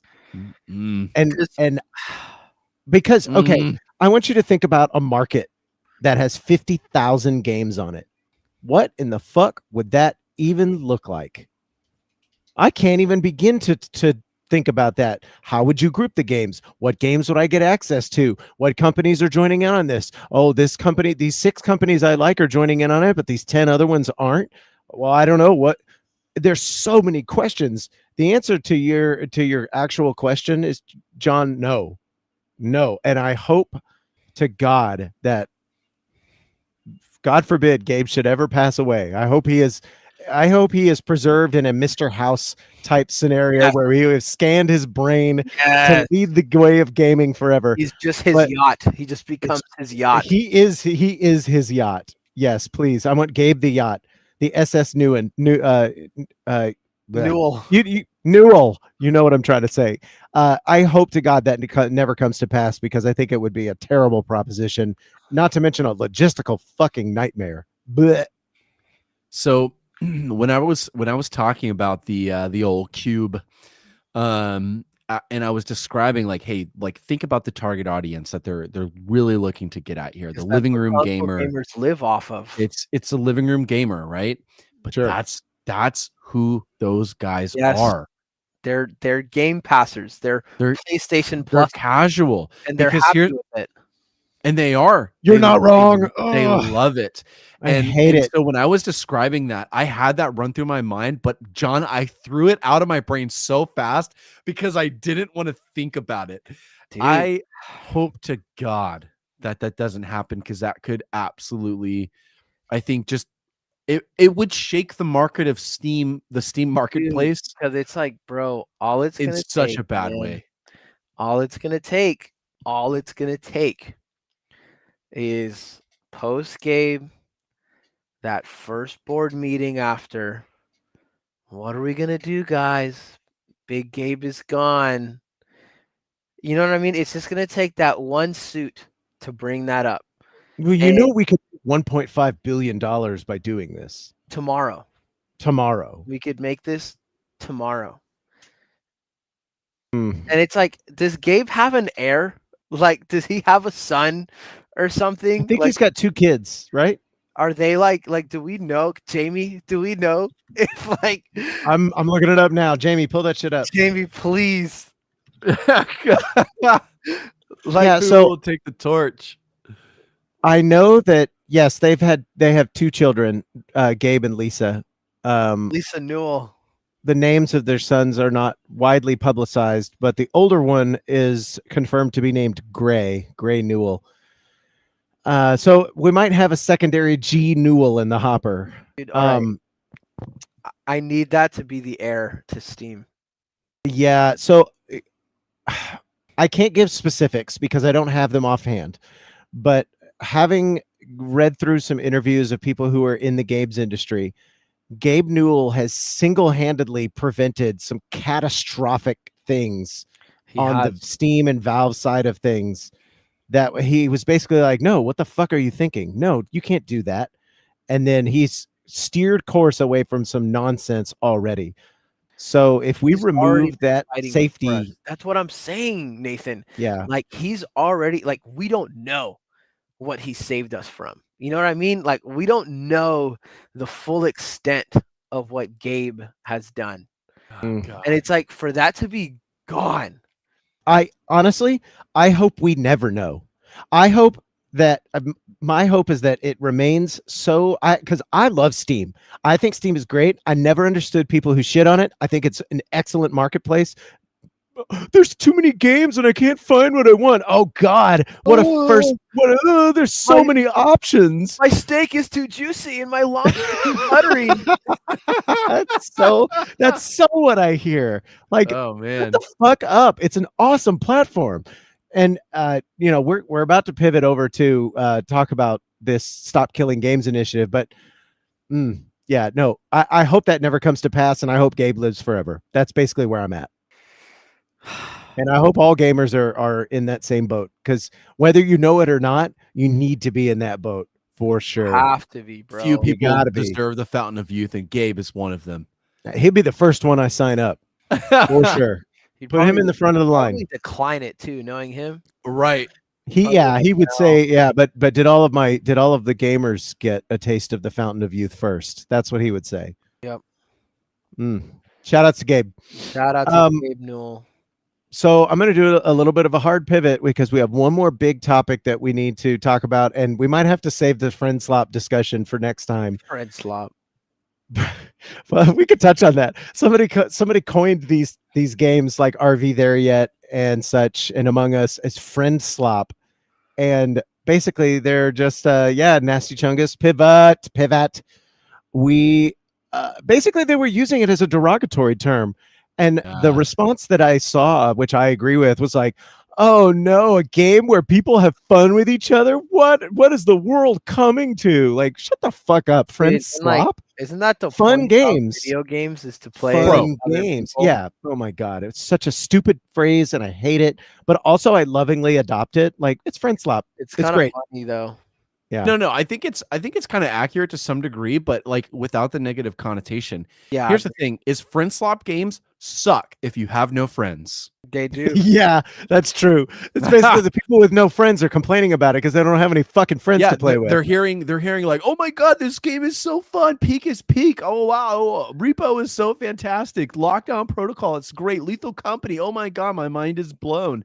And then they can't play it because they don't have any friends, because they're probably bitter and angry people. Friends. I don't know. Be nice to people and maybe get some friends and you'll enjoy these games. Because buddy, I've played all of them. Other than the RV one, I haven't played the RV yet. I want to play that one. It's only $8 yet. And that's the other great thing about friend slop games is that they're like $5, dude, $10, $15. They're accessible. Hey guys, what are we doing? Oh, we're 4 Russians trying to make an RV go across the territory here, and we're encountering problems along the way. That's all the game is, which is not to undercut the development of it. I'm not saying like it's a simple or bad game or uncreative, but it's a framework specifically to hang out and have fun with your friends. And I don't know. I'm probably going to use the word friend slop for the rest of eternity, because I will too. So good. It's a good term because I want to use it so much that it just destroys the negative connotation out of it. I hope it becomes a tag on Steam, friend slop. Yeah, dude. That would be fantastic. Go. I love that. Yeah. Anyway, that's all I had to say about the friend slop stuff, was that oh no, if games that are fun with friends. Bro, I swear, anyone that says that about these games, because I'm telling you, I have had so much fun on every single one of the quote unquote friend slop games. That it's kind of unreal. And again, they're maybe not the largest games, they're maybe not the most complex games, right? But what they are is you're gonna have at least 2 weekends, 3 weekends, maybe 4 weekends, depending on the game, where you and your friends can get on and you guys can just play a game and have so much fun together. And they're cheap. Like you said, like, I don't know, they're like $10 really at most. In most cases, you're not paying more than $10. Peak was $8. RV There Yet is $8. I mean, that's less than what you pay for lunch. I spend more on that at Jimmy John's. Bro, skip your lunch, buy a video game. It's worth it. The food can go later. Play video games instead. Right. I bet you heard it here first. Forsake food. That's right, bro. If I could skip a meal, buy a game, it's the only thing that matters. So like, screw lunch. Yep. We'll get R.E.P.O. I think they're fantastic. I love it because what we have lost, and I think what it's, and this is maybe going too far into the topic, but I'm going to say it anyway. We've lost couch co-op. Yeah, that was the other half of the discussion that we mentioned. We don't play video games together in that way anymore, and I miss it. When I grew up, you played games with someone. Yep. And you played split screen on the same TV, and you Army of Two, you played Halo, you played your Modern Warfare campaigns, you played your local, at home like Modern Warfare lobbies where you would just 1v1 each other. You played all of these games together, right? Like Gears of War, you would play all of these couch co-op games. Like I can just sit here and name them one after another racing games, right? Gran Turismo. Yeah, dude. Oh my God, dude. Like the amount of fights that were had. You can't be Odd Job. You can't select Odd Job. That's not fair. No, that's a GoldenEye reference if you guys know. I'm going to be Arbiter. Dude, yeah, right, dude. Oh my God. I mean, I played through Halo 2 when it dropped with my buddy Craig. Shout outs to Craig. Shout out to Craig. We sat in one night, played through the entirety of the Halo 2 campaign together. We were like, dual wielding?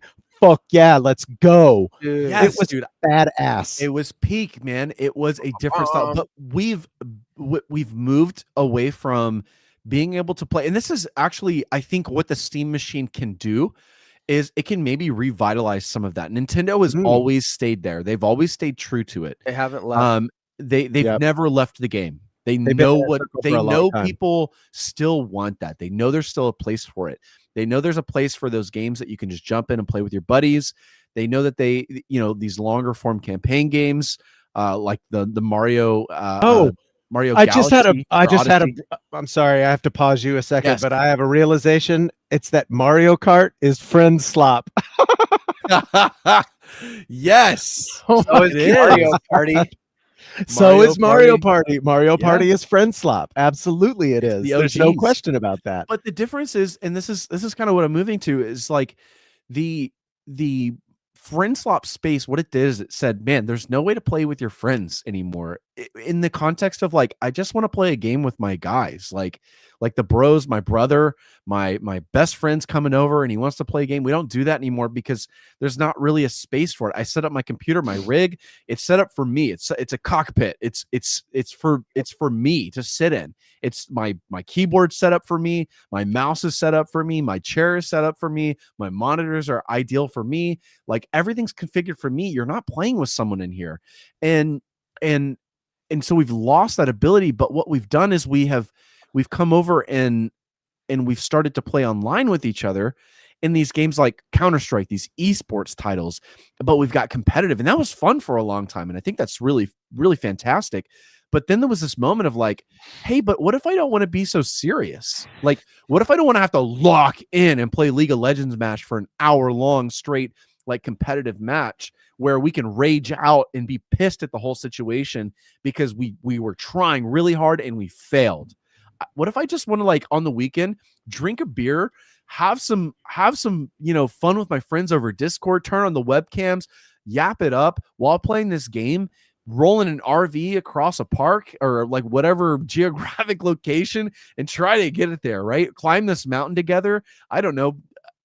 Fake like you're some weird employee and go gather scraps on some several different planets. Like, what the hell? Like, it's just random shit. And I think that started to fill a void that was missing couch co-op games. Yeah, I agree. 100%. Boom, rant's over. No, that's you hit the nail on the head, brother.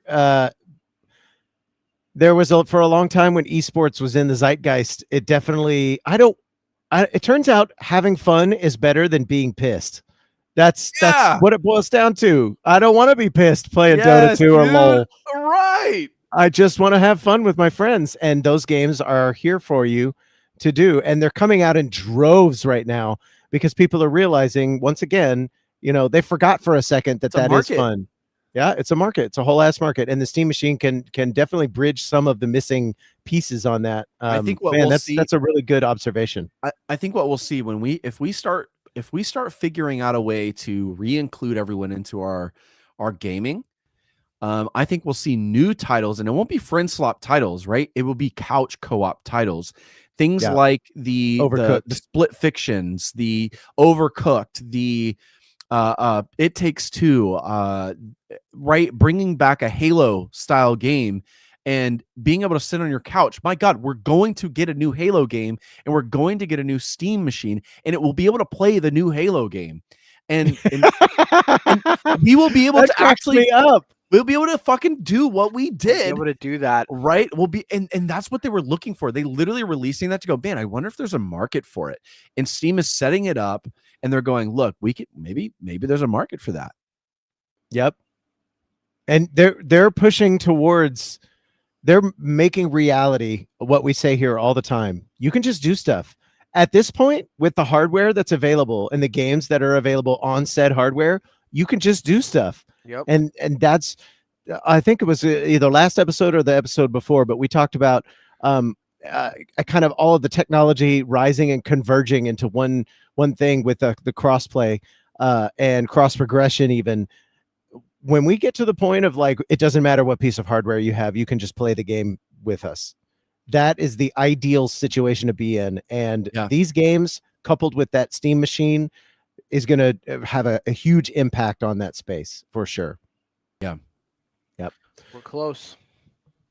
We're almost there, guys. But we do have, you know what? Fuck it. We're almost at 2 hours, but we're going to keep going because they have something that's very time sensitive that I think we need to talk about, that because it's just happened fairly recently. Stop killing games. And that is the Stop Killing Games initiative. 190,000 signatures were gathered for the Stop Killing Games initiative. God. Which, if you guys are not familiar with the Stop Killing Games initiative, that is, of course, a petition that was basically, it boiled down to putting the onus off of the consumer, who is kind of put out by either the shutdown production or the discontinuation of let's say an online MMO or a game that requires servers to connect to play.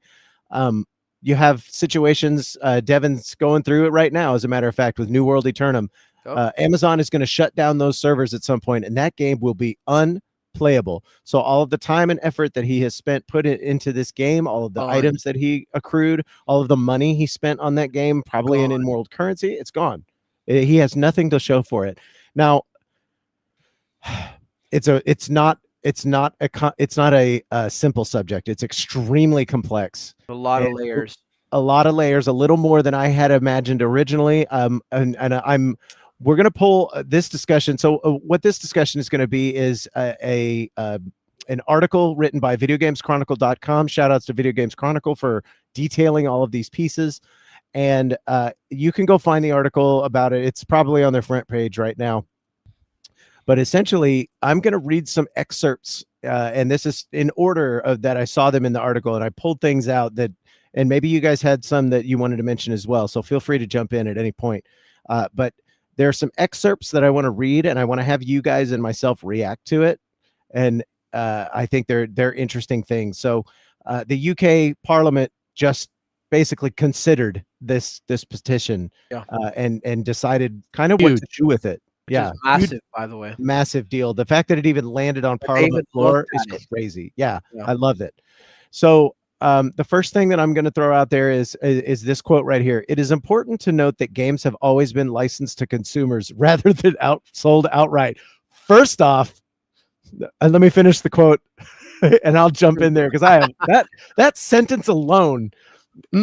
In the 1980s, tearing the wrapping on a box to a game's cartridge was the way that gamers agreed to licensing terms. Today, that happens when we click, quote unquote, accept when buying a game on a digital storefront. Licensing video games is not, as some have suggested, a new and unfair business practice. Okay, hold up. All of that is wrong, in my opinion. Yeah. I hate everything about that. The notion that I bought a product, an NES cartridge, and I agreed to some licensing terms. I'm sorry, I own that cartridge. Nintendo cannot come by and take it away from me. Where was the EULA? Huh? Yeah, what was going on? I know EULA when I bought Dance. Where's my signature on this game? Huh? Tell me, where's the sig? So I hate the idea that, and the closing sentence in this is what pisses me off. Licensing video games is not, as some have suggested, a new and unfair business practice. Okay, I half agree with that. It's not new, but I would call it unfair. bro. I would say that sucks. It's the like I say it's almost equivalent, and this is not a perfect one-to-one, but it's really similar, I think, enough to make a point. It's the difference between me going to the store and buying a Blu-ray DVD and having that at my house. I can take it, I can rip it, I can put it on my computer, I can watch it. It doesn't really matter as long as I'm not like publicly sharing that somewhere else. I think there's some secret terms of use and EULAs or blah blah blah that go along with that. You're not supposed to do that with it. You're not supposed to tamper with it. But I have the copy. You can't stop me from doing anything. Physical media. Yeah, like I can just do it, and as long as I'm not publicly like exploiting your IP, like it's fine. Like no one, it's not a big deal.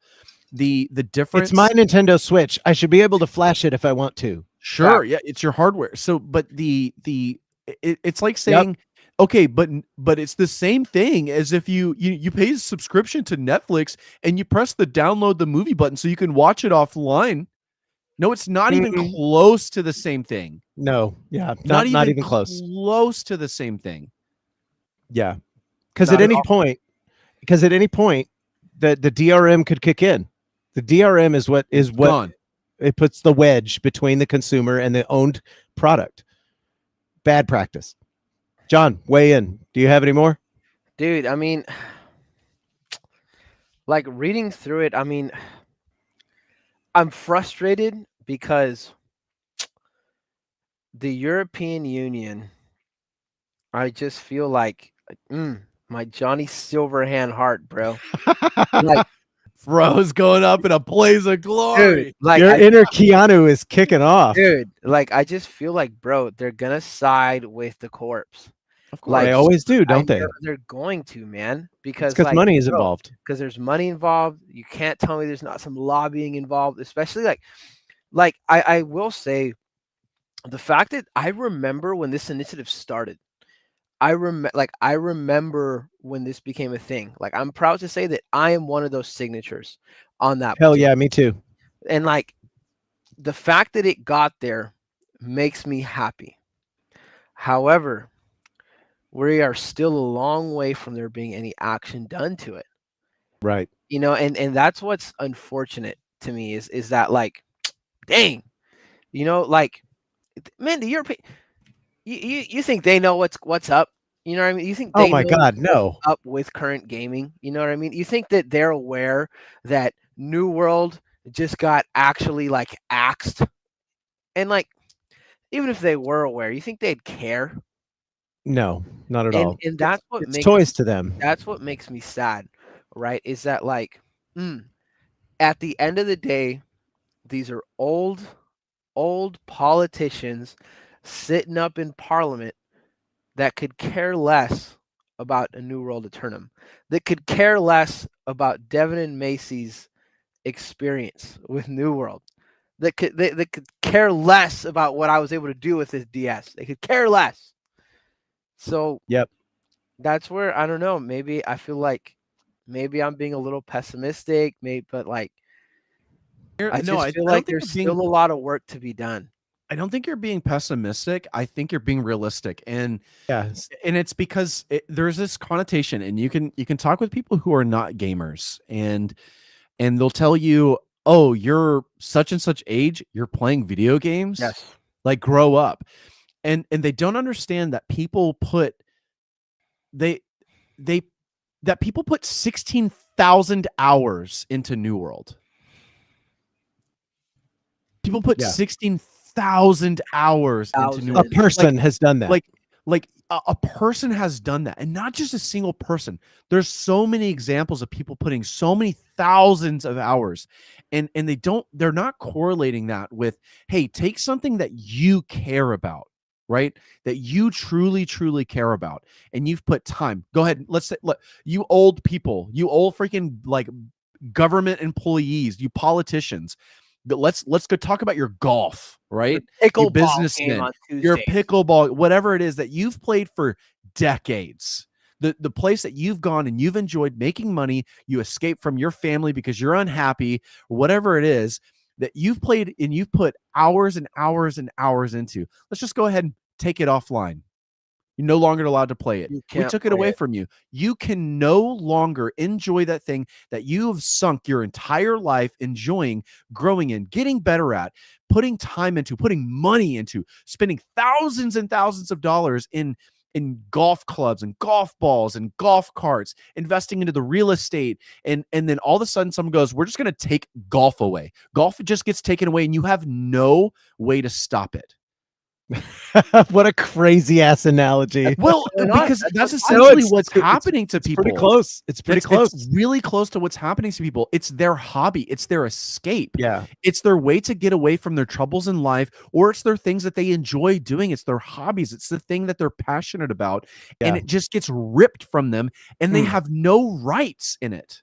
Yeah. Whereas I have a more tangible, I have a more not so crazy. No. That's a crazy analogy, and I'm here for it. But this would be the equivalent of somebody spending $15,000 on little figurines that they painted for their Warhammer 40K board game and setting them on fire. You can no longer have access to your Warhammer 40K figurines that you meticulously worked for, crafted, and painted exactly the way you wanted. We're just going to set them all on fire, and you can no longer do it anymore. That's what that is. You know, to bridge both things in the middle. Right. You know, and it's. I have. If we're done with this particular section, I've got quite a few more. So if we can push on to the next one. This says UK led, and this is two things that I'm going to ... where there are actually some text that was a little bit flavor text, but I want to be clear that the spirit of what this is, it's not a full exact quote, but I digress. UK legislation, the Consumer Rights Act 2015, requires that digital content must be of satisfactory quality, fit for a particular purpose, and described by the seller. The government are clear that the law works, but companies might need to communicate better. Better. I can't lie. That might, when I read that, pissed me off. Yeah. The word might, I'm with you. That's the word that got me as well. You might need an ass beating. All right, if we're being real here. Dude, oh man, it'd be so mad. Dude. Somebody clip that. You might need an ass beating. Yeah, it's of course there needs to be better communication. Like, duh. Yeah, that's like bare minimum. What? Yeah, that's bare minimum. That's below bare minimum for me. I don't want your 48-page EULA. That's not communicating. Yeah, right. Absolutely. Well, that was an easy one. This next one says, the government are sympathetic to the concerns raised, but we also recognize the challenges of delivering such aims from the perspective of the video game industry. Okay. Hold that thought. I agree a little bit. Okay. But the next sentence is the one that's like, what?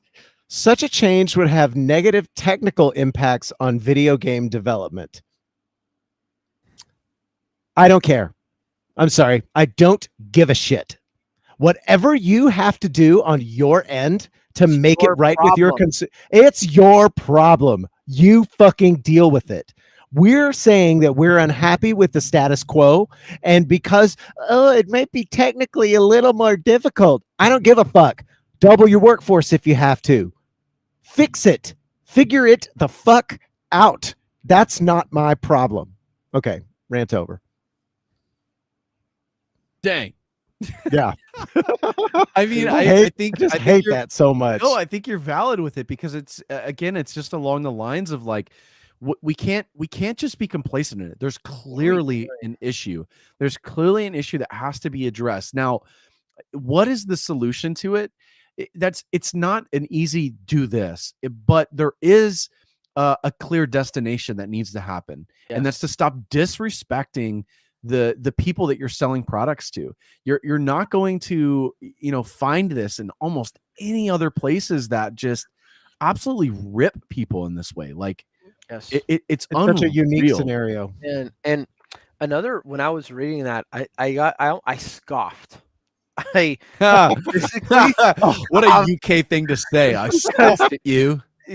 Because as if gaming development is in a golden age right now. Like, it's just looking at you, Borderlands 4, Fallout 76, Starfield, any of the other games that came out to just have bugs out the wazoo, as if gaming development is in such a precarious area of perfection that it can't be messed with. What? That's what I'm saying. Like, they don't know what they're talking about. Yeah, 100%. Yeah, Man, I'm chuckling because that is exactly how I feel. Absolutely, as if, and I have nothing to add. No further comments. yeah, yeah. No notes. 10 out of 10. Okay, here's this next excerpt that I thought was fucking bullshit. Requiring an end-of-life plan for all games would fundamentally change how games are developed and distributed. Okay, fair. Although that may well be the desired outcome for some campaigners, it is not right to say that the solutions would be simple or inexpensive, particularly for smaller studios. You're losing me here. And then the next sentence is, I bolded this one in my notes. If they proved to be too risky or burdensome, they could discourage the innovation that is the beating heart of this art form. Same thing as before. As if gaming development is in such a beautiful spot right now. What we're talking about is not these smaller studios making Constance, which is shout out to Amazon. Yeah. We're talking about fucking Amazon. What? Innovation is not happening at the Amazon level. I'm sorry. New World Eternum. New World Eternum, for all of its greatness, it's not some like golden thing. It's pretty generic. Let's be real. Right? Yeah, Can I say that? Is that accurate? It's accurate enough. Sorry, I totally stomped all over you right there. No, it's accurate enough. But what I'm getting at is you're right. It's not where the innovation's coming from. The innovation is coming from these smaller studios, these single person developers creating a lethal company and shaking the industry. It's the smaller developers that are exploding on a platform like Steam, and it's making these people like, it's scaring them. Yeah. Okay. It's scaring these large studios because what they have to do to drive long-term revenue is essentially ream and rook these freaking gamers for everything that they have. And people are just starting to, they're just getting sick of it. And that's what this petition shows, is we're tired of just getting walked all over. And what we're going to do is we're going to go play our Lethal Company, and that's going to be the number one talked about game. We're going to go play our Valheim, and that's going to be the number one game, because those are the people that care about us, because I can keep my Valheim and I can run my own freaking Valheim server in my house, and we can keep that bad boy open 24/7 with no other additional updates. No one else has to be involved with it. Absolutely. They can just leave the game alone in the state that it's in now, and you can just play. And that's actually how these smaller quote unquote studios are handling it. They're not handling it in a way that's going to make you have to connect to their online live servers. Why? Because it's already too much cost for them. They don't want to develop a game that way because it costs too much. Yeah. So and if you can solve that problem by doing what they're doing, like allowing the server-side software to be run on a VM within my system that I can connect to at, a local address, where's the problem? Great. Sounds good. Yeah, maybe we have to forego esport tournaments. Oh no, I lost my tournament that nobody's watching. And let's be real. The esport side of things is on the global scale, and not just in gaming. I'm talking about people overall. It's really like a small chunk of the game industry. There's only one or two games that are getting that kind of popularity. It's like League and Counter-Strike. League and maybe Dota, maybe, if you wanted to throw that in there. But that the innovation isn't coming from Amazon. They're piggybacking. They've been piggybacking since World of Warcraft. Yep. Anyway, and you know what? World of Warcraft was piggybacking on Ultima Online. So you can drill down as far back as you really want. The innovation was there long ago. Dude, like, what are we talking about? Dude, that pissed me off, because it's like, even if you look at other fields, what innovations are we seeing? You know what I mean? Like, yeah. Oh, I can buy a pink gun. Is that the innovation they're talking about? I have an wow. I have an orange iPhone. I have an orange iPhone. Oh, they innovate. Like, come on. I can get my character in Call of Duty to look like Nicki Minaj. Oh man, Like, I what are love we that. doing? That joke never gets old. Like, bro, Never we gets added old. Futurama to Fortnite, guys. Stupid, bro. Freaking it's bad, dude. It's just really bad. I think it's again, it's just out of touch, and it's people that just don't understand the space, Dude. trying to have a conversation about it from a perspective that they just don't understand fundamentally. And No. and you can say that about a lot of things in government and political, blah, but like, it's hard. It's really hard to get a niche subject of any sort. Does video games is not exclusive to this. But No. here's the thing is gaming has gotten so popular, and we've talked about this before. Everyone, and I mean everyone in the world is a gamer now. Now, to what degree that changes, but everyone is a gamer. And so what we're talking about is something that they may not even understand benefits them because they're not in the thick of the industry. And it's people, and it's, so we're not fighting just for, oh, we want our games. It's, dude, this is a problem across the board, and it stops people from playing games. I can't tell you how many times I've heard like someone, a non-gamer person, download an app on their phone, and they're trying to play some silly game on their phone, but it has all of the ads, it has all of the buy shops, it has all of these things because it's connected to a live service situation. And what we're saying is we've got to stop doing that. Fundamentally, these games need to stop have to be required to be connected to your, centralized system as a default, and the only way to play it. Like, it's just got to stop. Stupid. Yeah. I totally understand. Like, if you take League of Legends, let's take a big example. I completely understand having a mode in which there are live servers that everybody plays on a global leaderboard scale. You have to have some moderation. I understand that. I understand that. However, if I wanted to play a local LOL game and somebody was hosting a server that I could connect to with, say, 500 people, and we were all willing to chip in $4 a month for the server space that is required for that in Azure, and we had somebody that was managing it, where's the issue? Why can't we do that? That needs to happen. Anyway, agreed, dude. And it's like, man, like, it's the EU, bro. These guys eat beans on toast. So it's like, I don't have a lot of confidence. They do that for breakfast too. Yes, it's for breakfast, bro. Like, come on. Yeah. Sorry to the UK. Your breakfast is no good. Actually, I will, let me put a little wedge in here. I had a proper UK English breakfast one time when I was living over there. Bro, it was delicious. Blood sausage is awesome. Anyway, beans on toast sucks. If an end of life plan involves if an end of life plan, this one I actually agree with because it does Hollow Attorney mash and peas. Bleh. If an end of life plan involves handing online servers over to consumers, it is not clear who would be responsible for regulatory compliance or for payments to third parties that provide core services. Okay, maybe the game developer.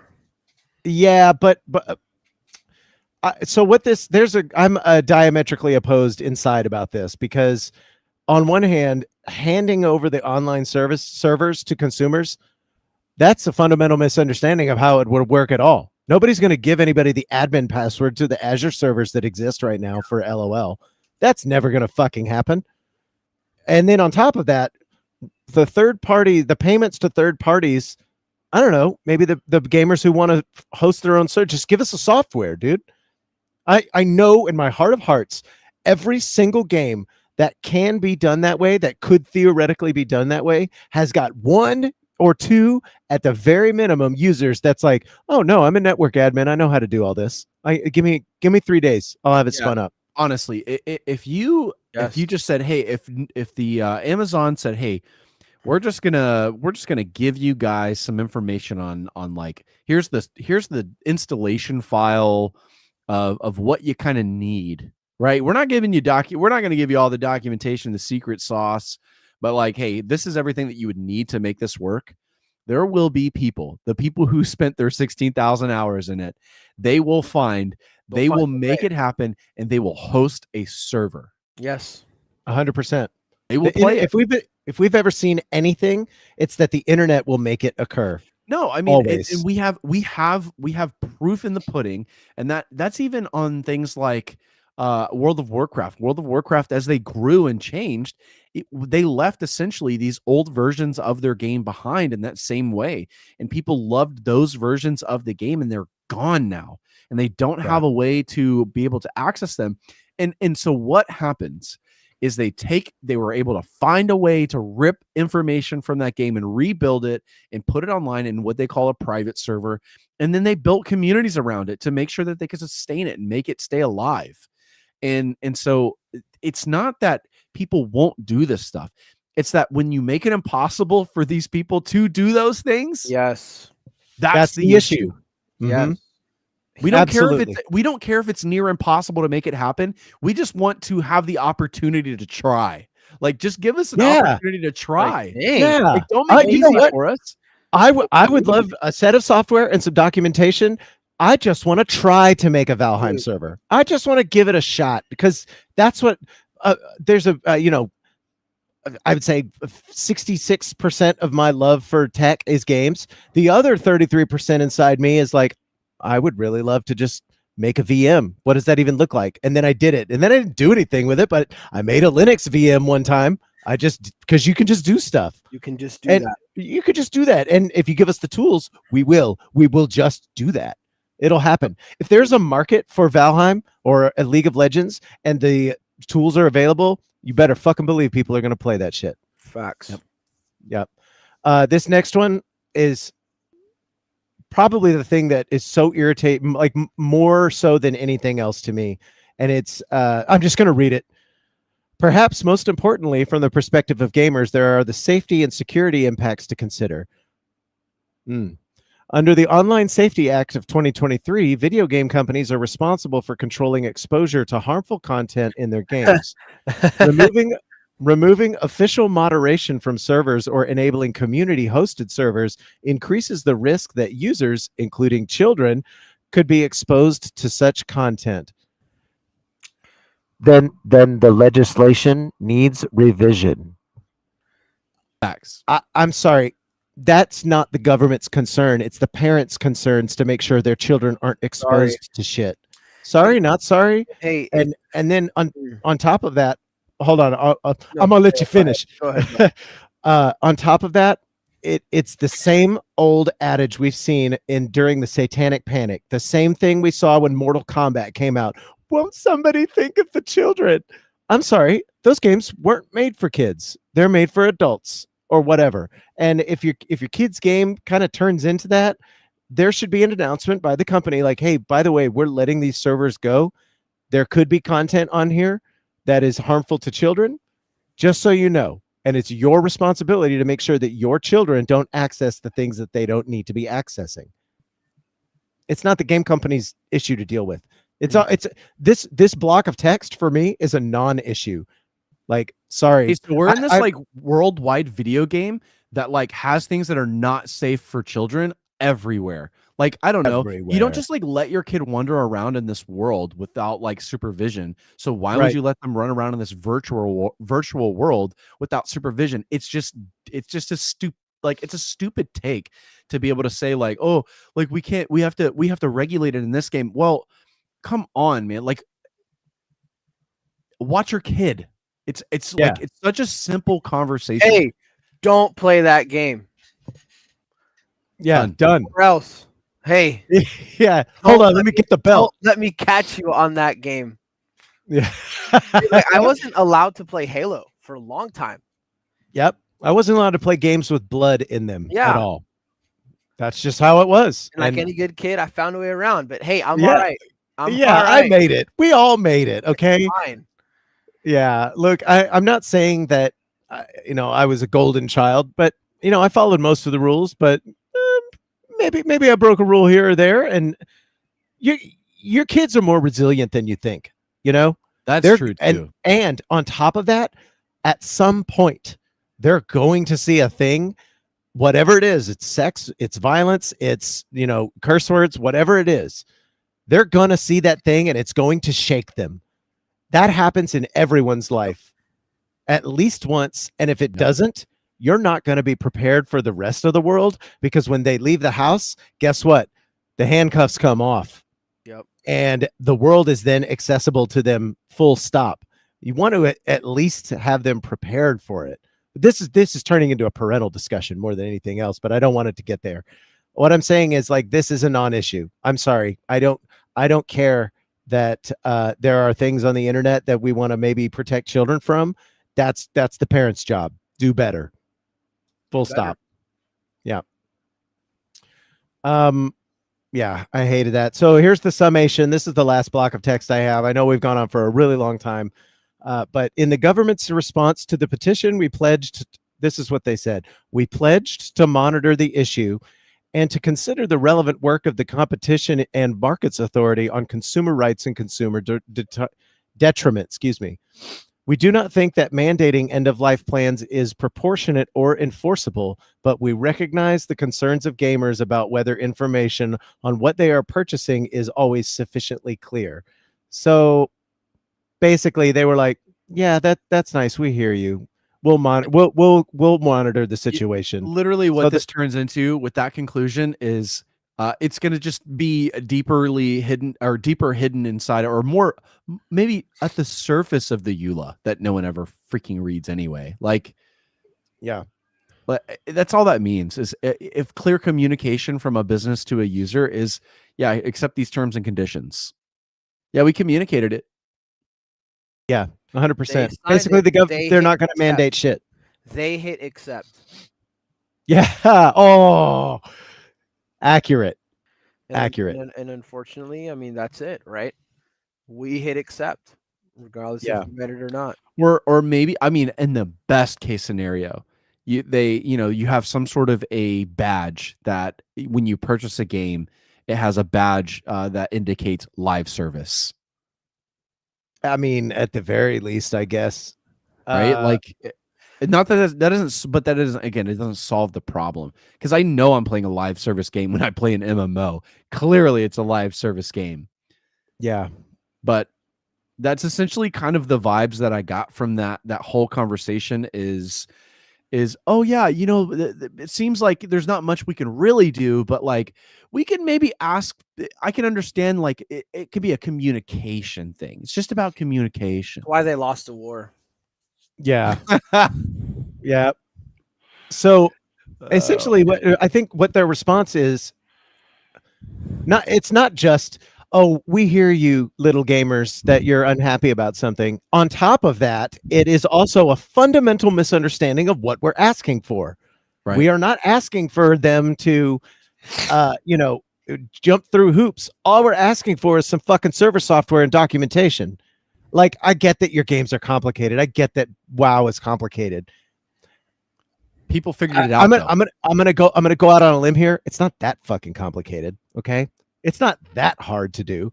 Y'all are doing it, and we, the consumers, outnumber you 1,000 million billion to 1. Certainly, there are some people in my group that will take up the mantle of managing it. I promise you that won't happen. I have the perfect example. Our lovely guest from Lucid, developer. Oh man, right? Shout outs to Eric Manahan. Dude, Eric made a fantastic point. He said, man, when I release this game, I'm no longer going to be the best at it. And I think that's exactly what they're missing. When you release something to the public, you are no longer the best at it. You release that game to the public, I promise you a better developer is going to pick that up and make use of it. You're done. Yep. Yes, and I can bring it full circle. Dark Souls 3, the Convergence. Yes. They basically did it better. Like, I'm not saying Dark Souls 3 is bad. I love it. I've fucking played it 50 times. But the Convergence is like what happens when you sick 1,000 monkeys on typewriters. One of them's going to write Shakespeare at some point. And they fucking nailed it with that mod right there. Like, just let the gamers monkeys. That's crazy. Yeah, sorry. Gamers are monkeys. Yeah, you heard it here first. Yeah, we love every one of you, actually. But yeah, that actually brings it full circle. That's a great point to make. You're no longer the best at it, and the team that can do it better, they will rise to the occasion. Because what's that quote you gave me? Life is an opportunity. Rise to it. Yes. And shout out to gamers, Mr. Megorium's Wonder Emporium. and gamers will, and gamers love to. That's the thing. That's where they're misunderstanding it. It's not that somebody has to do it. It's that we want to do it. We want to keep playing this game, but you're not letting us. And you know what? If you give us the tools, by fucking God, we will. We'll make it happen. And you know what? This is all I'm going to say. And Nathan, you can hit the music. Because look, we can pirate it all. We can take it all. If they want to play, hardball, we can play it too. We can play it better than they ever could. Absolutely. Guess what? If buying isn't owning, then piracy isn't stealing. Raise your flag, gamers. Yep. Well, that's going to close us out for the show. We love you guys. Thank you so much for joining us here. Whether you're on Twitch, whether you're on YouTube, shout out to Nasty Chungus, Hollow Attorney, David. Love you guys for being here. Call your mom, call your dad, call your brother, call your sister, tell them you love them because life is too damn short. We'll see you guys next time on the Umbrella Fight Podcast. We're going to head out. Hearts up. Hearts up, guys. Let's go. Umbrella Fight.